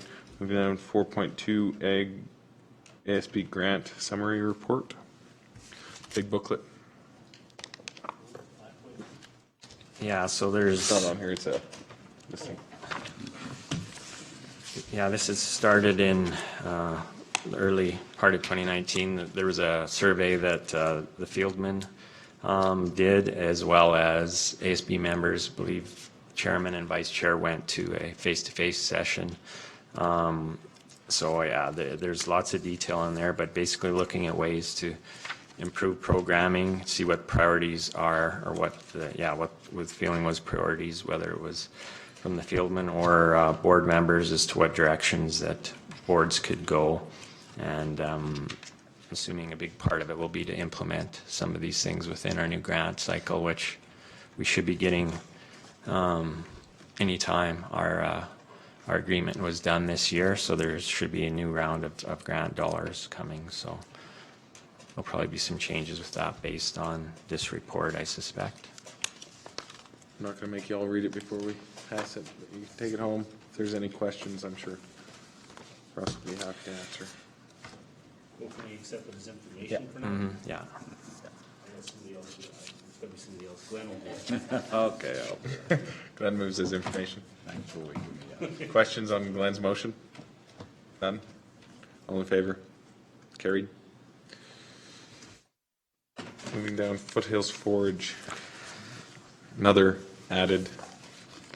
Yeah, so the Foothills Forage, every year they do send out a summary of activities and a request for funding, $5,000. Well, this is something historically that we have, that is budgeted for, has been budgeted for. So it was in our existing Ag Service Board budget, along with funding of Bow River Basin Council, Red Deer River Watershed Alliance, Alberta Farm Safety, and Alberta Invasive Species Council. So just because it was budgeted for already is why I added it to information items. But Foothills Forage is probably, well, I think it is the most active group that we deal with and work closely with, Sarah in particular, on projects, events, etc. So we are looking at doing some work with them out at Thurn Pit, our land out there in regards to pasture rejuvenation. So for starting for next year.